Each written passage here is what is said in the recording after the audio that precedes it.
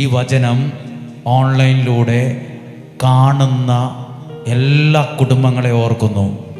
ഇവിടെ ആയിരുന്ന് പ്രാർത്ഥിക്കുന്ന ആയിരങ്ങളെ ഓർത്ത് പ്രാർത്ഥിക്കുന്നു. നിങ്ങളുടെ കുടുംബത്തിൽ ഒരു ദൈവാനുഗ്രഹം കയറി വരട്ടെ. നിങ്ങളുടെ കുടുംബത്തിനകത്ത് ചില വിടുതലുകൾ നടക്കട്ടെ. നിങ്ങളുടെ വ്യക്തി ജീവിതങ്ങളിൽ ചില വിടുതലുകൾ നടക്കട്ടെ. പരിശുദ്ധാത്മാവേ, ഞങ്ങളെ സഹായിക്കണമേ. ആമേൻ. ഇരിക്കാം. ഈശോയിൽ ഏറ്റവും അനുഗ്രഹീതരായ പ്രിയപ്പെട്ടവരെ, ഈ നല്ല ദിവസം നിങ്ങളെല്ലാവരും ഒരുമിച്ച് കൂടി വന്നിരിക്കുകയാണ്. നമ്മൾ വന്നത് ദൈവത്തെ ഒന്ന് ആരാധിക്കാനും പ്രാർത്ഥിക്കാനും ഈ ശുശ്രൂഷയിൽ പങ്കെടുക്കാനുമാണ്.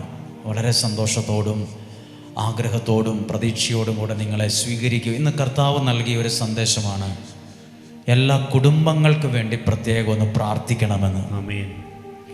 കാരണം ഇന്ന് കുടുംബത്തിലാണ് സ്നേഹം വർദ്ധിക്കേണ്ടത്. കുടുംബത്തിനകത്താണ് കൂട്ടായ്മ ഉണ്ടാകേണ്ടത്.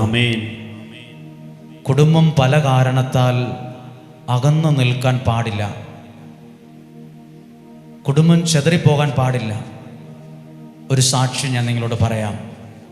ഞാൻ ഇന്നലെ വന്നവരോടത് ജസ്റ്റ് ഒന്ന് പറഞ്ഞായിരുന്നു. ഒരിക്കൽ കൂടി അത് ആവർത്തിക്കുകയാണ്. നഷ്ടമാവില്ല എന്ന് എനിക്കറിയാം. അദ്ദേഹം, ആ വ്യക്തി ഒരു കരിസ്മാറ്റിക്കുകാരനല്ല, വലിയ പ്രാർത്ഥനക്കാരനല്ല, ഭക്തി പ്രകടിപ്പിക്കുന്നയാളുമല്ല. പലതരത്തിലുള്ള ആളുകളുണ്ട്. ചിലർക്ക് ഭക്തി ഇഷ്ടമാണ്, പക്ഷെ ഭക്തി പ്രകടിപ്പിക്കുന്നതൊന്നും ഇഷ്ടമല്ല. കൈ ഉയർത്തുന്നത് ഇഷ്ടമല്ല, പ്രാർത്ഥിക്കുന്ന ഇഷ്ടമല്ല. ഞാനിപ്പോൾ പറയാൻ പോകുന്ന ആൾ വിശ്വാസിയാണ്, പക്ഷേ ധ്യാനം, കരിസ്മാറ്റിക്ക്, കരമുയർത്തി പ്രാർത്ഥിക്കുന്നതൊന്നും അത്ര പ്രിയമുള്ള ഒരാളല്ല. അദ്ദേഹം വിവാഹം കഴിച്ച ആളാണ്. അത്യാവശ്യം നല്ല സാമ്പത്തികമൊക്കെ ഉണ്ട്.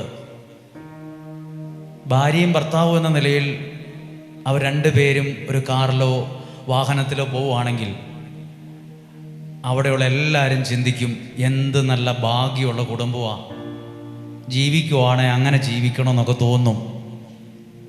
പക്ഷെ അങ്ങനെ ഒന്നുമല്ല. വീടിൻ്റെ അകത്ത്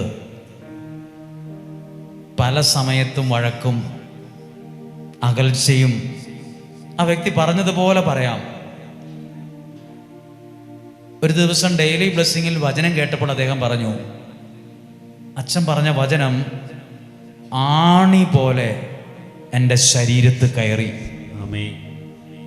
ആണി പോലെ എൻ്റെ ഉള്ളിൽ കയറി ഒരു വചനം.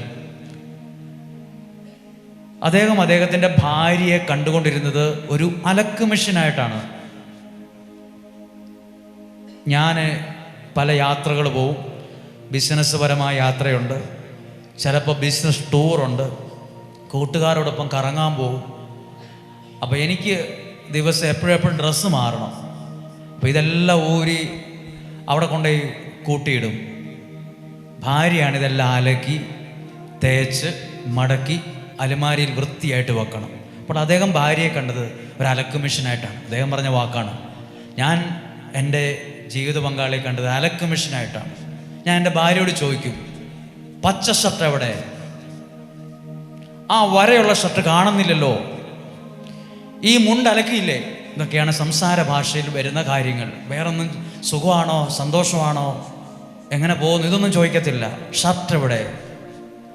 അദ്ദേഹം രണ്ടാമത് പറഞ്ഞൊരു വാക്ക്, എൻ്റെ വായിക്ക് കൊള്ളുന്നത് വെച്ചുണ്ടാക്കി തരുന്ന ഒരു ഒരാള്, അതാണ് എൻ്റെ ഭാര്യ എന്നാണ് അദ്ദേഹം ചിന്തിച്ചുകൊണ്ടിരുന്നത്. അപ്പോൾ ഇടയ്ക്ക് ഭാര്യ ചോദിക്കും, അല്ലെങ്കിൽ ഭാര്യയ്ക്ക് അറിയാം എന്താ ഇയാൾക്ക് ഇഷ്ടമുള്ളത്, നാവിന് ഇഷ്ടമുള്ളത് എന്നതാണ്. അത് എല്ലാ ദിവസവും വെച്ചുണ്ടാക്കി കൊടുക്കാൻ ശ്രമിക്കും. അപ്പോൾ അദ്ദേഹത്തിൻ്റെ ഭാര്യയ്ക്ക് ഭയങ്കര വിഷമവും വേദനയും ഉണ്ടായിരുന്നു. പക്ഷെ അദ്ദേഹം പറഞ്ഞൊരു കാര്യം, എന്നോട് സാക്ഷ്യം പറഞ്ഞ കാര്യമാണ്. ഒരു വചനം എന്നെ ഹൃദയത്തിനകത്ത് ആണി പോലെ കയറിയപ്പോഴാണ് എൻ്റെ ജീവിത പങ്കാളി ഒരു അലക്ക് മെഷീൻ അല്ലെന്നും, എനിക്ക് വായിക്ക് രുചിയുള്ളത് മാത്രം ഇങ്ങനെ ഡെയിലി രാവിലെ ഉച്ചയ്ക്കും വൈകുന്നേരവും വെച്ചുണ്ടാക്കി തരുന്ന ഒരാൾ മാത്രമല്ലെന്നും, ദൈവം എനിക്ക് തന്ന ഒരു ഇണയാണെന്നും ഒരു തുണയാണെന്നും ഒരു പങ്കാളിയാണെന്നും ദൈവം എനിക്ക് തന്ന ഒരാളാണെന്നും എനിക്ക് മനസ്സിലായത് ഈ വചനം ആണി പോലെ തറയ്ക്കാൻ തുടങ്ങിയ പിന്നെയാണ്. ഒത്തിരി സന്തോഷമുണ്ട് ഇന്ന് എൻ്റെ കുടുംബത്തിൽ. ഞാൻ ഒത്തിരി മാറി, എൻ്റെ ചിന്തകൾ മാറി, മനോഭാവങ്ങൾ മാറി. ഇത് പറയാൻ കാരണം നമ്മൾ കേൾക്കുന്ന വചനമാണ് കുടുംബങ്ങളെ അനുഗ്രഹിക്കുന്ന നിലയിൽ എത്തിക്കുന്നത്. Hallelujah, hallelujah. ഒരാൾ ഒരു വീട്ടിൽ ചെല്ലുകയാണ്. ആ വീട്ടിൽ ചെന്നപ്പം അവിടെ സന്ധ്യയായിട്ട് അവിടെ കിടന്നുറങ്ങി. നേരം വെളുത്തപ്പോൾ ഈ വചനം ഇയർഫോൺ വെച്ച് കേൾക്കുവാണ്. അപ്പോൾ അവർ ചിന്തിച്ചു, അപ്പുറത്തെ മുറിയിൽ അവർ കിടപ്പുണ്ട്, ഈ ഫോണിൽ ഒച്ച കൂട്ടി വെച്ചാൽ അവർക്ക് ബുദ്ധിമുട്ടാവും എന്ന് വിചാരിച്ച്, കാരണം അവരിച്ചിരി ഉയർന്ന ആൾക്കാരുമാണ്, അവർ ഈ ഭക്തിക്കാരല്ല താനും. അപ്പോൾ ഈ വ്യക്തിക്ക് മനസ്സിലായതുകൊണ്ട് വളരെ ഒച്ച താത്തിയാണ് അദ്ദേഹം കേൾക്കാൻ ശ്രമിച്ചത്. അയാൾ 2 മിനിറ്റ് കഴിഞ്ഞപ്പോൾ കേൾക്കുവാണ്, അപ്പുറത്തെ മുറിയിൽ നിന്ന് നമ്മളിവിടെ നിന്ന് അയച്ച വചനം ഉറക്കെ കേൾക്കുന്നു. അപ്പോൾ ഈ വ്യക്തി ചിന്തിച്ചു, ഇവരും ഇതൊക്കെ കേൾക്കുമോ? അപ്പോൾ ആ റൂമിൽ നിന്നിറങ്ങി അടുത്ത റൂമിലെത്തിയപ്പോൾ വെറുതെ അല്ല കേൾക്കുന്നത്, ആ മനുഷ്യൻ, അയാളുടെ ഭാര്യ, മക്കൾ മുട്ടുകുത്തി നിൽക്കുന്നു, ഒരു തിരി കത്തിച്ചു വച്ചിരിക്കുന്നു. അങ്ങനെയാണ് കേൾക്കുന്നത്. പക്ഷേ ഈ വ്യക്തി പോയി നോക്കിയത് അവർ കണ്ടില്ല. അതേപോലെ തന്നെ കാല് പുറകോട്ട് വെച്ച് പതുക്കെ റൂമിൽ കയറി വാതിൽ ചാരിയിട്ട് വചനം കേട്ടു. അപ്പോൾ ഈ കേട്ട വ്യക്തി പറയാണ്, ഓ, ഇവരൊന്നും ഈ വചനമൊക്കെ കേൾക്കുന്നൊന്നും ഞാൻ വിശ്വസിച്ചില്ല. അവരങ്ങനെ ആൾക്കാരല്ലെന്നാണ് ഞാൻ ചിന്തിച്ചുകൊണ്ടിരുന്നത്. ഇപ്പോൾ ആ മക്കൾ അനുഗ്രഹിക്കപ്പെടാൻ തുടങ്ങി. ഈ വ്യക്തി എന്നോട് പറഞ്ഞു, അവരുടെ മക്കൾ അനുഗ്രഹിക്കപ്പെടാൻ തുടങ്ങി. അവരുടെ മക്കൾ ചില കാര്യങ്ങളിൽ വിജയിച്ചു വരാൻ തുടങ്ങി, മുന്നോട്ട് നന്മയായിട്ടാണ്. വെറുതെയാണോ? അവർ പറയുവാണ്, വീട്ടിലെ വഴക്കും ബഹളവും കണ്ടു കേട്ട് വളരുന്ന മക്കളും, ഭാര്യയും ഭർത്താവും അപ്പനും അമ്മയും എന്ന നിലയിൽ വഴക്കും വക്കാണവും തമ്മിത്തല്ലും ഉന്തും തള്ളും സംശയവും തെറിവിളിയും ചീത്തവിളിയും ശാപവും പ്രാക്കും കേട്ട് വളരുന്ന മക്കളും, വചനം കേട്ട് പ്രാർത്ഥിച്ചും അനുഭവിച്ചും വരുന്ന മക്കളും തമ്മിൽ ഒരുപാട് വ്യത്യാസങ്ങളുണ്ട്. പരസ്പരമുള്ള വഴക്കും ഇടിയും ബഹളവും എല്ലാം കണ്ടുകേട്ട് വളരുന്ന മക്കളുടെ മനസ്സ് 1000 കഷ്ണങ്ങളായി മുറിഞ്ഞതായിരിക്കും. പുറമേ നോക്കിയാൽ പിടികിട്ടില്ല. എന്നാൽ വചനം കേട്ടും പ്രാർത്ഥിച്ചും ആരാധിച്ചും ദൈവത്തെ അറിഞ്ഞും വളരുന്ന മക്കൾ സത്യസന്ധമായി പറയാം, അനുഗ്രഹിക്കപ്പെട്ടു വരും. വിശ്വസിക്കുന്നു. പല മക്കളും മാതാപിതാക്കളുടെ കുടുംബത്തിൽ ഭയങ്കര ബന്ധനമാണ്. മക്കൾ ബന്ധനമായി. മക്കൾ പറഞ്ഞാൽ കേൾക്കത്തില്ല. കാരണം അവരൊരു കാലത്ത് ചിലപ്പോൾ കണ്ട് കേട്ട് വളർന്നത് ഈ അപ്പനും അമ്മയും തമ്മിലുള്ള വഴക്ക്, ഈ അപ്പനും അമ്മയും തമ്മിലുള്ള ലഹള, വഴക്ക്, ബഹളം, അടി, ഇടി, തൊഴി, തെറി, ഇതെല്ലാം കേട്ട് വളർന്ന് അറിഞ്ഞില്ലെന്നേ ഉള്ളൂ. പല കുഞ്ഞുങ്ങളും മുറിഞ്ഞ മനസ്സോടെയാ വളർന്നു വരുന്നത്. അതവർക്ക് അനുഗ്രഹത്തിൽ എത്താൻ പറ്റുന്നില്ല. ഇന്ന് അനേകം കുടുംബങ്ങൾ, ലക്ഷക്കണക്കിന് വ്യക്തികൾ, കുടുംബങ്ങൾ വചനം കേട്ടും പ്രാർത്ഥിച്ചും അനുഗ്രഹത്തിൽ വളരാൻ തുടങ്ങിയിരിക്കുന്നു എന്നുള്ളത് ദൈവത്തിന്റെ അനുഗ്രഹം തന്നെയാണ്. അതൊരു സാക്ഷ്യം തന്നെയാണ്. അത് ദൈവത്തിന്റെ ഇടപെടൽ തന്നെയാണ്. ഹല്ലേലൂയ. ഒരു വചനം വായിച്ചു കേൾപ്പിക്കാം. സഭാപ്രസംഗങ്ങളുടെ പുസ്തകം 4-ാം അധ്യായം 12-ാമത്തെ വാക്യം. സഭാപ്രസംഗകന്റെ പുസ്തകം 4-ാം അധ്യായം 12-ാമത്തെ വാക്യം. ഒറ്റയ്ക്കായിരിക്കുന്നവനെ കീഴ്പ്പെടുത്താൻ സാധിച്ചേക്കാം. ഇത് പഠിപ്പിച്ചു തരാൻ ഒരു അധ്യാപകന്റെ ആവശ്യമില്ല. ഒറ്റയ്ക്ക് നിൽക്കുന്ന ഒരുത്തനെ തോപ്പിക്കാൻ എളുപ്പമാ, അടിച്ചു തോപ്പിക്കാൻ എളുപ്പമാ. എങ്ങനെയും തോപ്പിക്കാൻ പറ്റും ഒറ്റയ്ക്ക് നിൽക്കുന്നവനെ. ഇനി 2 പേരാണല്ലോ, 2 പേരാണെങ്കിൽ ചെറുക്കാൻ കഴിയും. 2 പേരാണെങ്കിൽ നമ്മളോട് ഇങ്ങോട്ട് പ്രതികരിക്കും. 2 പേരൊരു ബലമാണ്. എന്നാൽ അടുത്ത വാക്ക് ഇങ്ങനെയാണ്, മുപ്പിരിച്ചരട് വേഗം പൊട്ടുകയില്ല. മുപ്പിരിച്ചരട് മനസ്സിലായില്ല? മുപ്പിരിച്ചരട്, 3 ചരട്, അതിൻ്റെ പേരാണ് മുപ്പിരിച്ചരട്. അതിനെ വേഗം വലിച്ചു പൊട്ടിക്കാൻ പറ്റില്ല. മുപ്പിരിച്ചരടിന് 3 ഇഴകൾ ഉണ്ട്. ഹല്ലേലൂയ. ഹല്ലേലൂയ. നിങ്ങളൊരു കയറ് മേടിച്ചാൽ ആ കയറിനെ ഒന്ന് പിരിച്ചു നോക്കിക്കേ. അതിനകത്ത് 3 ഇഴകൾ ഉണ്ട്. അതൊരു ലോക്കാണ്. ആ 3 ഇഴകൾ ചേർത്ത് പിന്നിയെടുക്കുന്നതാ ഉറപ്പുള്ള ഒരു കയർ. അതഴിഞ്ഞു പോകത്തില്ല. അതിന് 3 ഇഴകളുണ്ട്. അത് ചിലപ്പോൾ മെഷീനായിരിക്കും നെയ്തെടുത്തത്, ചിലപ്പോൾ മനുഷ്യകരങ്ങളായിരിക്കും. അതിന് 2 അല്ല 3 ഇഴകളുണ്ട്. മുപ്പിരിച്ചരട് ജീവിതവുമായി ബന്ധപ്പെട്ട് എന്താണ് ഈ മുപ്പിരിച്ചരട്? ഒന്നാമത്തെ ഭർത്താവ് എന്നത് അതിൻ്റെ ഒരു ഇഴയാണ്, ആ ചരടിൻ്റെ ഒരു ഭാഗമാണ്. കുടുംബജീവിതവുമായി ബന്ധപ്പെട്ട് പറഞ്ഞാൽ ഭാര്യ ഇപ്പുറത്തെ ഇഴയാണ്. 3-ാമത്തെ ഇഴ ഏതാണ്? 3-ാമത്തെ ഇഴ ആരാണോ അവരുടെ ജീവിതത്തെ ഒന്നിപ്പിച്ചത്, ചേർത്തത്, അതാണ് 3-ാമത്തെ ഇഴ. അത് 3ആയിട്ട് നിന്നിട്ട് കാര്യമില്ല. അത് ഇഴ ചേർത്ത് പിന്നിയെടുക്കണം. അതിനെ 3ഉം ചേർത്ത് പിന്നിയെടുക്കണം, രൂപപ്പെടുത്തിയെടുക്കണം. ഇങ്ങനെയാണ്. അങ്ങനെയുള്ള ജീവിതം പൊട്ടിപ്പോവില്ല. അങ്ങനെയുള്ള കുടുംബം ചെതറിപ്പോകില്ല. ഇഴ ചേർത്ത് പിന്നണ്ട ജീവിതമാണ് നമ്മുടേത്. ഞാൻ നിൽക്കുന്നത് ഒരു ശുശ്രൂഷയായിട്ട് ബന്ധപ്പെട്ടാണ്. ഞാൻ ഒറ്റയ്ക്ക് നിന്ന് ഇവിടെ വലിയവായി പ്രസംഗിച്ചിട്ട് കാര്യമില്ല. ഇവിടെ ശുശ്രൂഷകർ വേണം, പ്രാർത്ഥിക്കുന്നവർ വേണം, ദൈവസാന്നിധ്യം വേണം. ഇതെല്ലാം കൂടെ കൂട്ടിച്ചേർത്ത് ഇഴയിട്ട് പിന്നുമ്പോഴാണ് ഇത് അനുഗ്രഹമുള്ള ബലമുള്ള ഒരു ശുശ്രൂഷയായി മാറുന്നത്. നിങ്ങൾക്ക് എത്ര പേർക്ക് ആഗ്രഹമുണ്ട് എനിക്ക് നല്ലൊരു കുടുംബജീവിതം വേണം? അതിനെ ഒറ്റയ്ക്ക് നിന്നിട്ട് കാര്യമില്ല. ഇഴ ചേർത്ത് ദൈവത്തെ കൂടി ചേർത്ത് പിന്നിയെടുക്കണം ജീവിതത്തെ. ചില പാടാണ്, ചില ബുദ്ധിമുട്ടുണ്ട്, ചിലതൊന്നും എളുപ്പമല്ല. പക്ഷേ ശ്രമിച്ചാൽ അതിനുള്ള അനുഗ്രഹത്തിലേക്ക് നിങ്ങൾ എത്താൻ തുടങ്ങും. നിങ്ങളുടെ കുടുംബത്തെ ഒന്ന് മനസ്സിൽ കാണണം. ഇന്ന് ഇഴ ചേർത്ത് പിന്നിയെടുത്ത പോലല്ല, എല്ലാം പലതായിട്ടാ. വീട് പണിയാൻ ആഗ്രഹമുള്ളവർ ഒരു ലോറിക്ക് കൊണ്ടുപോയി മെറ്റിൽ കൊണ്ടുപോയി ഇടും, മണൽ കൊണ്ടുപോയി ഇടും, സിമെന്റ് കൊണ്ടുപോയി ഇറക്കി വെക്കും. വീടാകില്ല. അതാ മുറ്റത്ത് കൂടി കിടക്കുകയുള്ളൂ. പണി അറിയാവുന്നവൻ എടുത്ത് ചേർത്ത് മിക്സ് ചെയ്യുമ്പോഴാണ് അത് ചില രൂപമായി വളർന്നു വരുന്നത്, അടിസ്ഥാനമായി പണിയപ്പെടുന്നത്.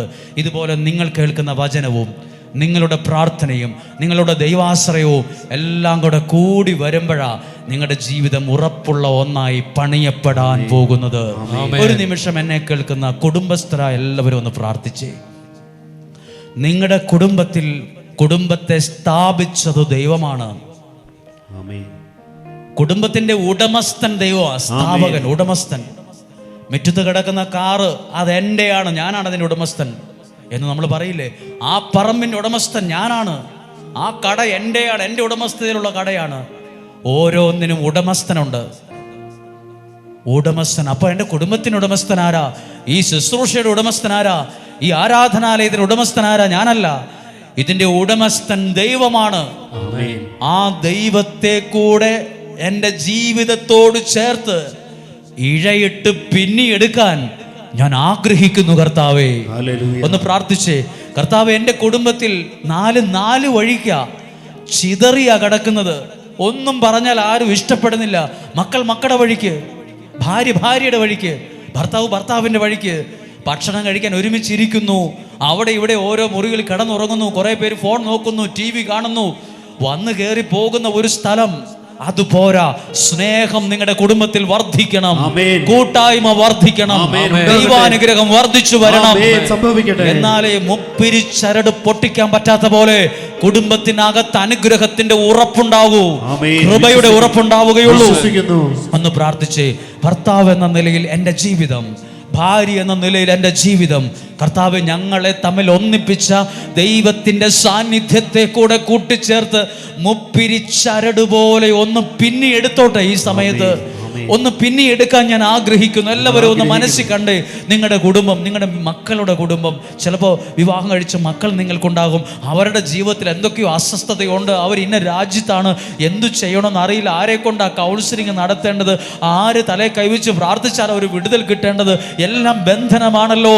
കർത്താവേ, എൻ്റെ മകൻ്റെ ജീവിതത്തെ, അവൻ്റെ ഭാര്യ കർത്താവ് അങ്ങയുടെ സാന്നിധ്യം കൊണ്ട് ഇഴയെ ചേർത്ത് പിന്നിയെടുക്കട്ടെ. എൻ്റെ കുടുംബത്തെ കുറച്ചുകൂടെ ഇഴ ചേർത്ത് പിന്നി മാറി മാറി നിൽക്കാതെ ഒന്ന് ഇഴ ചേർത്ത് പിന്നിയെടുക്കണം. എല്ലാ കുടുംബങ്ങൾക്കും ഒരു ദൈവാനുഗ്രഹം വരുന്നുണ്ട്. കുടുംബങ്ങളിൽ ഒരു ദൈവിക ഇടപെടൽ നടക്കും. ഞാനാണോ വലുത്, പുള്ളിയാണോ വലുത്, ആ ചിന്ത മാറണം. ഞാനാ വലുത്, എന്നെ ഈഗോ മാറണം, ഈഗോ മാറണം.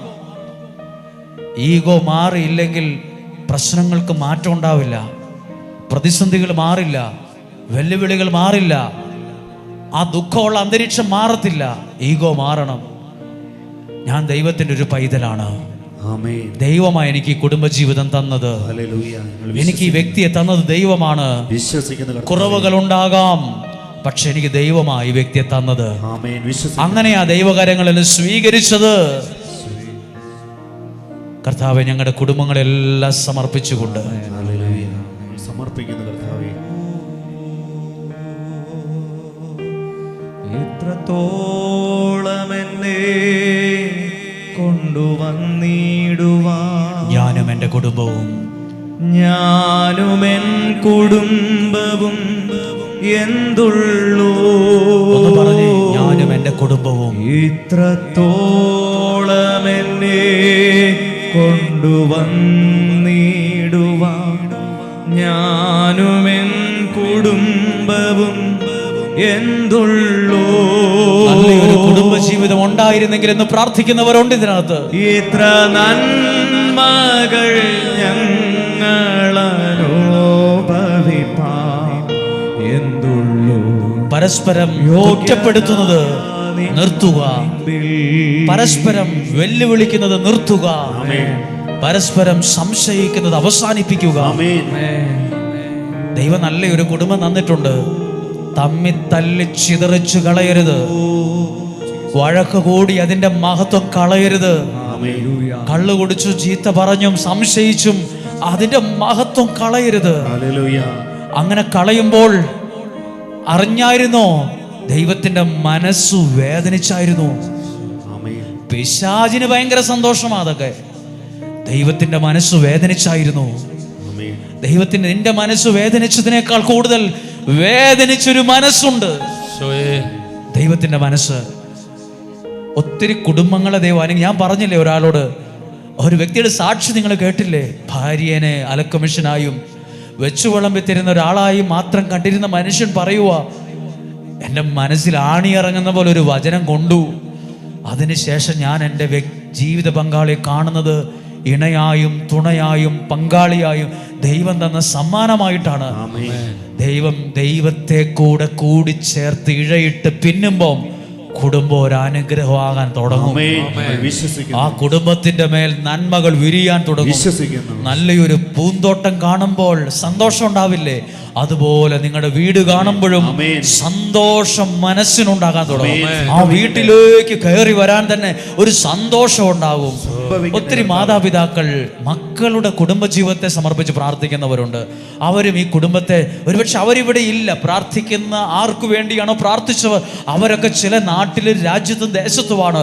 അവർക്ക് വേണ്ടി പ്രാർത്ഥിക്കുന്ന ചില പ്രാർത്ഥനകളിൽ പോലും ദൈവത്തിന്റെ കരം കാണാൻ പറ്റും.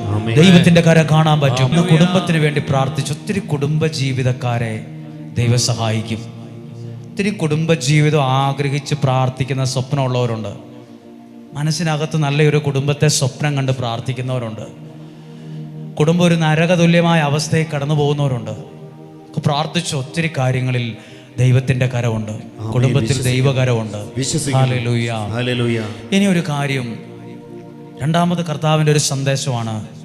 ഇന്നലെ ഞാൻ ഇത് സൂചിപ്പിച്ചിരുന്നു, പക്ഷെ എന്നെ കേൾക്കുന്നവരുണ്ടാകും, ഇന്നലെ ഇവിടെ ഉള്ളവർ അത് കേട്ടിട്ടുണ്ടാവും. നമ്മൾ ദൈവം നിയോഗിച്ച സ്ഥലത്ത് പോയി പ്രാർത്ഥിക്കുന്നത് അനുഗ്രഹമാണ്. മനസ്സിലായോ? ദൈവം അനുഗ്രഹിച്ച സ്ഥലത്ത് പോയി നിയോഗത്തോടെ പ്രാർത്ഥിക്കുന്നത് ദൈവത്തിൻ്റെ അത്ഭുതം കാണാൻ ഇടവരും. Hallelujah, hallelujah. ഒത്തിരി അനുഗ്രഹങ്ങളുണ്ട് അതുമായി ബന്ധപ്പെട്ട് പറയാൻ.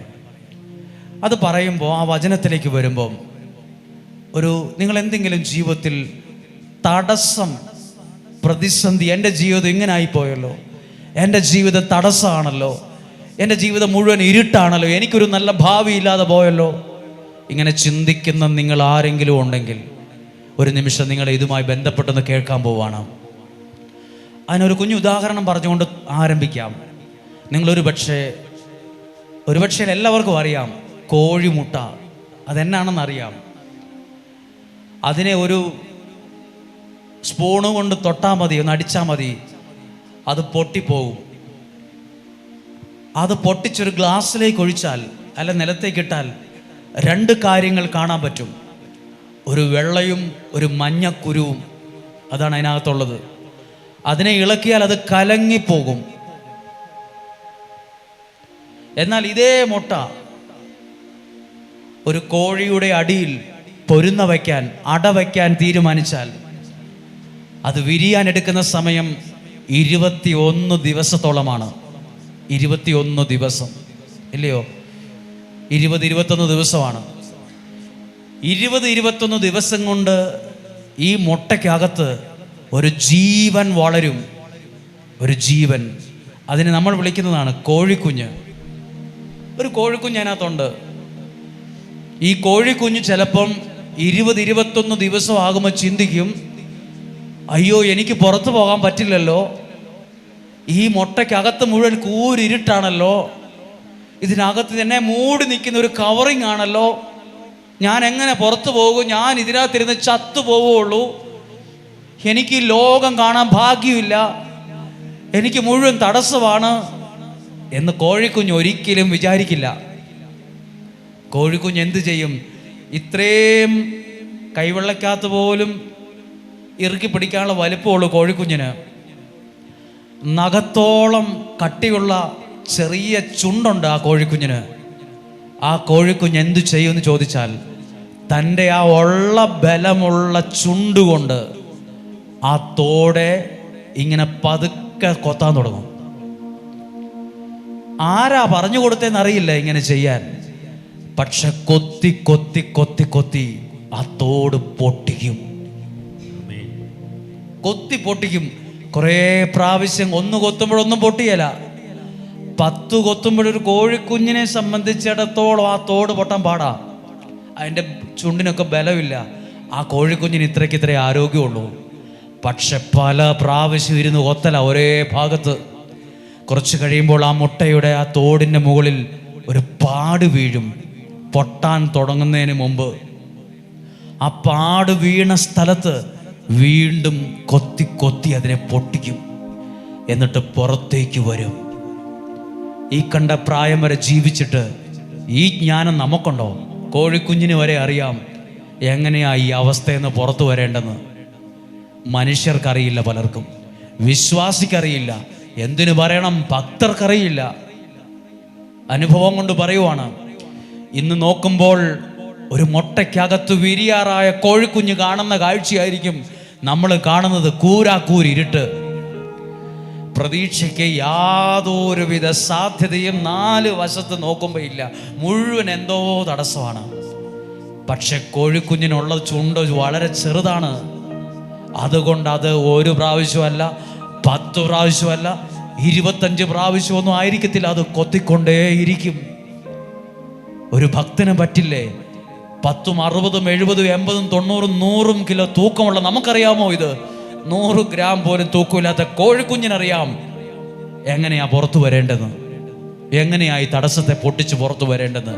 ഇന്ന് ഇവിടെ വചനം കേൾക്കുന്ന നിങ്ങൾ മുട്ടത്തോട് പോലെയുള്ള പ്രശ്നങ്ങൾ കണ്ടിട്ട് സ്വയം ശപിക്കരുത്, പ്രാകരുത്. എൻ്റെ ഭാവി പോയി, എൻ്റെ ജീവിതം പോയി, എനിക്ക് എവിടെ എത്താൻ പറ്റില്ല. നിനക്ക് പ്രാർത്ഥിക്കാൻ അറിയാവോ എന്നാ ചോദ്യം. നിനക്ക് ആരാധിക്കാൻ അറിയാമോ? സത്യത്തിലും ആത്മാവിലും ആരാധിക്കാനും പ്രാർത്ഥിക്കാനും തുടങ്ങുമ്പോൾ ഈ കോഴിക്കുഞ്ഞിനെ പോലെ നമ്മളും കൊത്തുവാണ്. അതിനുണ്ട് ഈ പ്രശ്നത്തെ, ഈ പ്രതിസന്ധി, വെല്ലുവിളിയെ നോക്കി പറ്റും പോലെ ഒന്ന് പ്രാർത്ഥിക്കുവാണ്. അത് അതുപോലെ തുടരില്ല, അത് മാറാൻ തുടങ്ങും. ആ പ്രതിസന്ധിയുടെ തോട് പൊട്ടാൻ തുടങ്ങും. ആ പൈശാചിക ബന്ധനങ്ങളുടെ കട്ടി പൊട്ടിയാൻ തുടങ്ങും. ജീവിതത്തിൽ ഒരു ഉയർത്തെഴുന്നേൽപ്പിന് ആരംഭം കൊടുക്കും. ഹല്ലേലൂയ. നമ്മളൊക്കെ എന്തേലും ഒരു തടസ്സം കണ്ട് നമ്മൾ അന്നേരം ഇരുന്ന് തിരിച്ചു പോവുക. പലർക്കും ഡിപ്രഷനാണ്. പലർക്കും പരാജയ ഭീതിയാണ്. പലരും മരണത്തെക്കുറിച്ചാണ് ചിന്തിക്കുന്നത്. കോഴിക്കുഞ്ഞിനറിയാം മനുഷ്യ ഇതൊക്കെ. ഇത്തിരി പോകുന്ന 100 ഗ്രാം പോലും ഇല്ലാത്ത കോഴിക്കുഞ്ഞിനറിയാൻ തടസ്സത്തെ മാറ്റാൻ. പ്രാർത്ഥനയുള്ളൊരു വിശ്വാസിക്കറിയില്ല എങ്ങനെയാ ഇരുട്ടിന്ന് പുറത്ത് കിടക്കണ്ടേന്ന്. കോഴിക്കുഞ്ഞിന് വേറെ ഒന്നും അറിയില്ല, കൊത്താനേ അറിയത്തുള്ളൂ. എനിക്ക് നിങ്ങൾക്കും വിശ്വസിച്ച് പ്രാർത്ഥിക്കാൻ അറിയില്ലേ? മനസ്സ് തുറന്ന് ആരാധിക്കാൻ അറിയില്ലേ? വിശ്വാസത്തോടെ വചനം ഏറ്റെടുക്കാൻ അറിയാമോ? അത് മതി ഇന്ന് ജീവിതത്തിന്റെ മുകളിൽ നിൽക്കുന്ന ഇരുട്ടുമാറാൻ. അത് മതി ഈ പ്രതിസന്ധിയുടെ തോട് പൊട്ടിപ്പോകാൻ. ഹല്ലേലൂയ. ഇതിന് മാത്രം വലിയ ശക്തിയൊന്നും വേണ്ട, ഇത്രയൊക്കെ മതി. ഈ പ്രാർത്ഥന മതി, ഈ ആരാധന മതി, വിശ്വസിച്ച് ഏറ്റെടുക്കുന്ന ഒരു വചനം മതി ആ പുറന്തോട് പൊട്ടിപ്പോകാൻ. ഇങ്ങനെ ഒരു പുറന്തോടുണ്ട് പലരുടെയും ജീവിതത്തിന് മുഴുവൻ. ചിലർ പറയില്ലേ, എനിക്ക് വീട് വെക്കാൻ ഭയങ്കര തടസ്സമാണ്, ജോലി കിട്ടാൻ തടസ്സമാണ്, വിവാഹം നടക്കാൻ തടസ്സമാണ്, ശുശ്രൂഷയ്ക്ക് തടസ്സമാണ്. ആ തടസ്സത്തിന്റെ കട്ടി മുട്ടത്തോടിൻ്റെ അത്രേ ഉള്ളൂ, കൊത്തിയ പൊട്ടും. ഇനി നിങ്ങളുടെ മേൽ പിശാചിന് ഭയങ്കര ഒരു ആധിപത്യം ഉണ്ടെന്നിരിക്കട്ടെ, ഭയങ്കര മുറുക്കെ പിടിച്ചിരിക്കുക പിശാച്, നീ രക്ഷപ്പെടാതിരിക്കാൻ നിന്റെ വീടിനെ മുറുക്കെ പിടിച്ചിരിക്കുക, അപ്പോൾ വിട്ടുകൊടുക്കത്തില്ലെന്നിരിക്കട്ടെ. നീ ദൈവത്തെ വിളിച്ചു പ്രാർത്ഥിക്കാൻ തുടങ്ങുമ്പോൾ പിശാചിന് നിന്റെ മേലുള്ള അധികാരത്തിന്റെ പവർ പൊട്ടിപ്പോകും. പിന്നെ അതിന്റെ മേൽ ഒരു ബലം ഇല്ല. ഈ ബലം വരുമ്പോൾ ആ ബലം ഇല്ലാതാകും, ആ ശക്തി പൊട്ടിപ്പോകും. നിന്റെ കുടുംബത്തിന്റെ മേലുള്ള ആ പൈശാചിക ബന്ധനത്തിന്റെ ആ പുറന്തോടങ്ങ് പൊട്ടും. പിന്നെ പുറത്തു കിടക്കാൻ തുടങ്ങും, ചിലത് ആരംഭിക്കാൻ തുടങ്ങും. ഒന്ന് പ്രാർത്ഥിക്കാൻ പോവാണ്. ഇന്ന് പ്രാർത്ഥിക്കുമ്പോൾ അങ്ങനെയാണ്. എന്താ ചെയ്യേണ്ടത്? എന്താ പ്രാർത്ഥിക്കേണ്ടത്? എങ്ങനെയാ പ്രാർത്ഥിക്കേണ്ടത്? ഇത്രയൊക്കെ ചെയ്താൽ മതി. അതിന്മേൽ ഒരു അത്ഭുതം നിങ്ങൾ കാണും. ഒരു കരം ഉയർത്തി ഉറക്കിയെന്ന് പറഞ്ഞേ ഹല്ലേലൂയ. ഉറക്കിയെന്ന് പറഞ്ഞേ ഹല്ലേലൂയ. ഇനി ശ്രദ്ധിക്കുക, വളരെ പ്രധാനപ്പെട്ട ഒരു കാര്യം ശ്രദ്ധയോടെ പറയുകയാണ്. ചില ആളുകളുടെ വിഷമങ്ങൾ കേൾക്കുമ്പോൾ എനിക്ക് തോന്നും, ദൈവം ഇത്രയും സങ്കടം ചുമന്ന് നടക്കുന്ന ഈ മനുഷ്യൻ്റെ മനസ്സ് പൊട്ടിപ്പോവോ? ഇത്രയും സങ്കടത്തോടെ ഇരുന്ന് കരയുന്ന ആൾക്കാരെ കാണുമ്പോൾ തോന്നും ഈ മനുഷ്യൻ പൊട്ടിപ്പോവും, ഇയാളെ ചങ്ക് പൊട്ടിപ്പോകുന്ന വിഷമാണല്ലോ. മനസ്സ് ചങ്ക് പൊട്ടിപ്പോകുന്ന വിഷമമുള്ളവരുണ്ട് ഇതിനകത്ത്, അല്ല എന്നെ കണ്ടവരുണ്ട്. മനസ്സ് പൊട്ടിപ്പോകുന്ന സങ്കടം, അവരത് പറയാൻ തുടങ്ങുമ്പോൾ നമുക്ക് തന്നെ കേൾക്കണം, നമുക്കൊരു പേടി തോന്നും. ഈ മനുഷ്യൻ്റെ മനസ്സ് പൊട്ടിപ്പോവും, ഇത്രയും സങ്കടം ഇരിക്കും, ഇത്രയാ കനത്തിലിരിക്കുന്ന പൊട്ടിപ്പോവില്ല. അത് ദൈവകരങ്ങളിൽ കൊടുത്താ എന്ന് പ്രാർത്ഥിക്കുന്നേ. നീയും ജീവിതമോ ഒന്നും എവിടെയും പൊട്ടിപ്പോകില്ല. ഞാൻ ഇന്നൊരു നല്ല വചനം നിങ്ങളുടെ ശ്രദ്ധയിൽ, ഉൽപ്പത്തി പുസ്തകം 22-ാം അധ്യായം 1 മുതലുള്ള വാക്യങ്ങൾ ഒന്ന് വായിച്ച് കേൾപ്പിക്കുകയാണ്. അത് നിങ്ങളുടെ ശ്രദ്ധയിൽ കൊണ്ടുവന്ന് ഞാൻ ഈ ശുശ്രൂഷയുടെ ഈ വചനപ്രഘോഷണം അവസാനിപ്പിക്കും. എനിക്ക് നല്ലൊരു ആഗ്രഹമുണ്ട്. ഞാൻ ഈ വചനം പ്രാർത്ഥിച്ച് രാവിലെ എഴുന്നേറ്റപ്പം ബൈബിൾ തുറന്ന ഭാഗമായിട്ടല്ല ഇവിടെ വരുന്നത്. ഒരു വെള്ളിയാഴ്ച കഴിയുമ്പം ശനിയാഴ്ച തൊട്ട് ഞാൻ ഒരുക്കം തുടങ്ങും. വ്യാഴാഴ്ച വരെ എഴുതി വയ്ക്കും കടലാസിൽ, എന്താ അടുത്ത വെള്ളിയാഴ്ച പറയേണ്ടത്, എങ്ങനെയുള്ള ആളുകളാണ് വരുന്നത്, എങ്ങനെയുള്ളവരാണ് ഇത് കേൾക്കാൻ പോവുക, അതനുസരിച്ച് എഴുതിയതാണ് പ്രസംഗിക്കുന്നത്. എൻ്റെ 4ാമത്തെ ഡയറിയാണിത്. ഞാനെല്ലാം എഴുതി വച്ച്, അല്ലാതെ വായി വരുന്നത് മുഴുവൻ വിളിച്ചു പറയുകയല്ല, അന്നേരം തോന്നുന്നത് പറയുകയല്ല. പറയേണ്ടത് എന്നാണെന്നും വചനവും എഴുതി കുറിച്ച് വച്ചോണ്ടാണ് ഇവിടെ വരുന്നത്. നാളെ തൊട്ട് തുടങ്ങും അടുത്ത വെള്ളിയാഴ്ചയ്ക്കുള്ളത്. അതിൻ്റെ പ്രിപ്പറേഷൻ നടക്കുമ്പോഴും ജോലി ചെയ്യുമ്പോഴും എല്ലാം മനസ്സിലിരിക്കും. അടുത്ത ആഴ്ച എന്താ പറയുക, അടുത്ത ആഴ്ച വരുന്നവരോട് എന്തായിരിക്കും പ്രസംഗിക്കേണ്ടത്. അപ്പോൾ മനസ്സിൽ ദൈവം തരും ഓരോ വചനങ്ങൾ. ചിലപ്പോൾ കഴിഞ്ഞ പ്രാവശ്യം പ്രസംഗിച്ചതായിരിക്കും, പക്ഷെ വീണ്ടും അതിൽ നിന്ന് ഇങ്ങനെ പറയാൻ പറയും, ഇങ്ങനെ ചെയ്യാൻ പറയും, ഇങ്ങനെ പ്രാർത്ഥിക്കാൻ പറയും. അങ്ങനെ പ്രാർത്ഥിച്ചൊരു വചനമാണ് ഇന്ന് നിങ്ങളുടെ ശ്രദ്ധയിൽ കൊണ്ടുവരുന്നത്. ഉൽപ്പത്തി പുസ്തകം 22-ാമത്തെ അധ്യായം.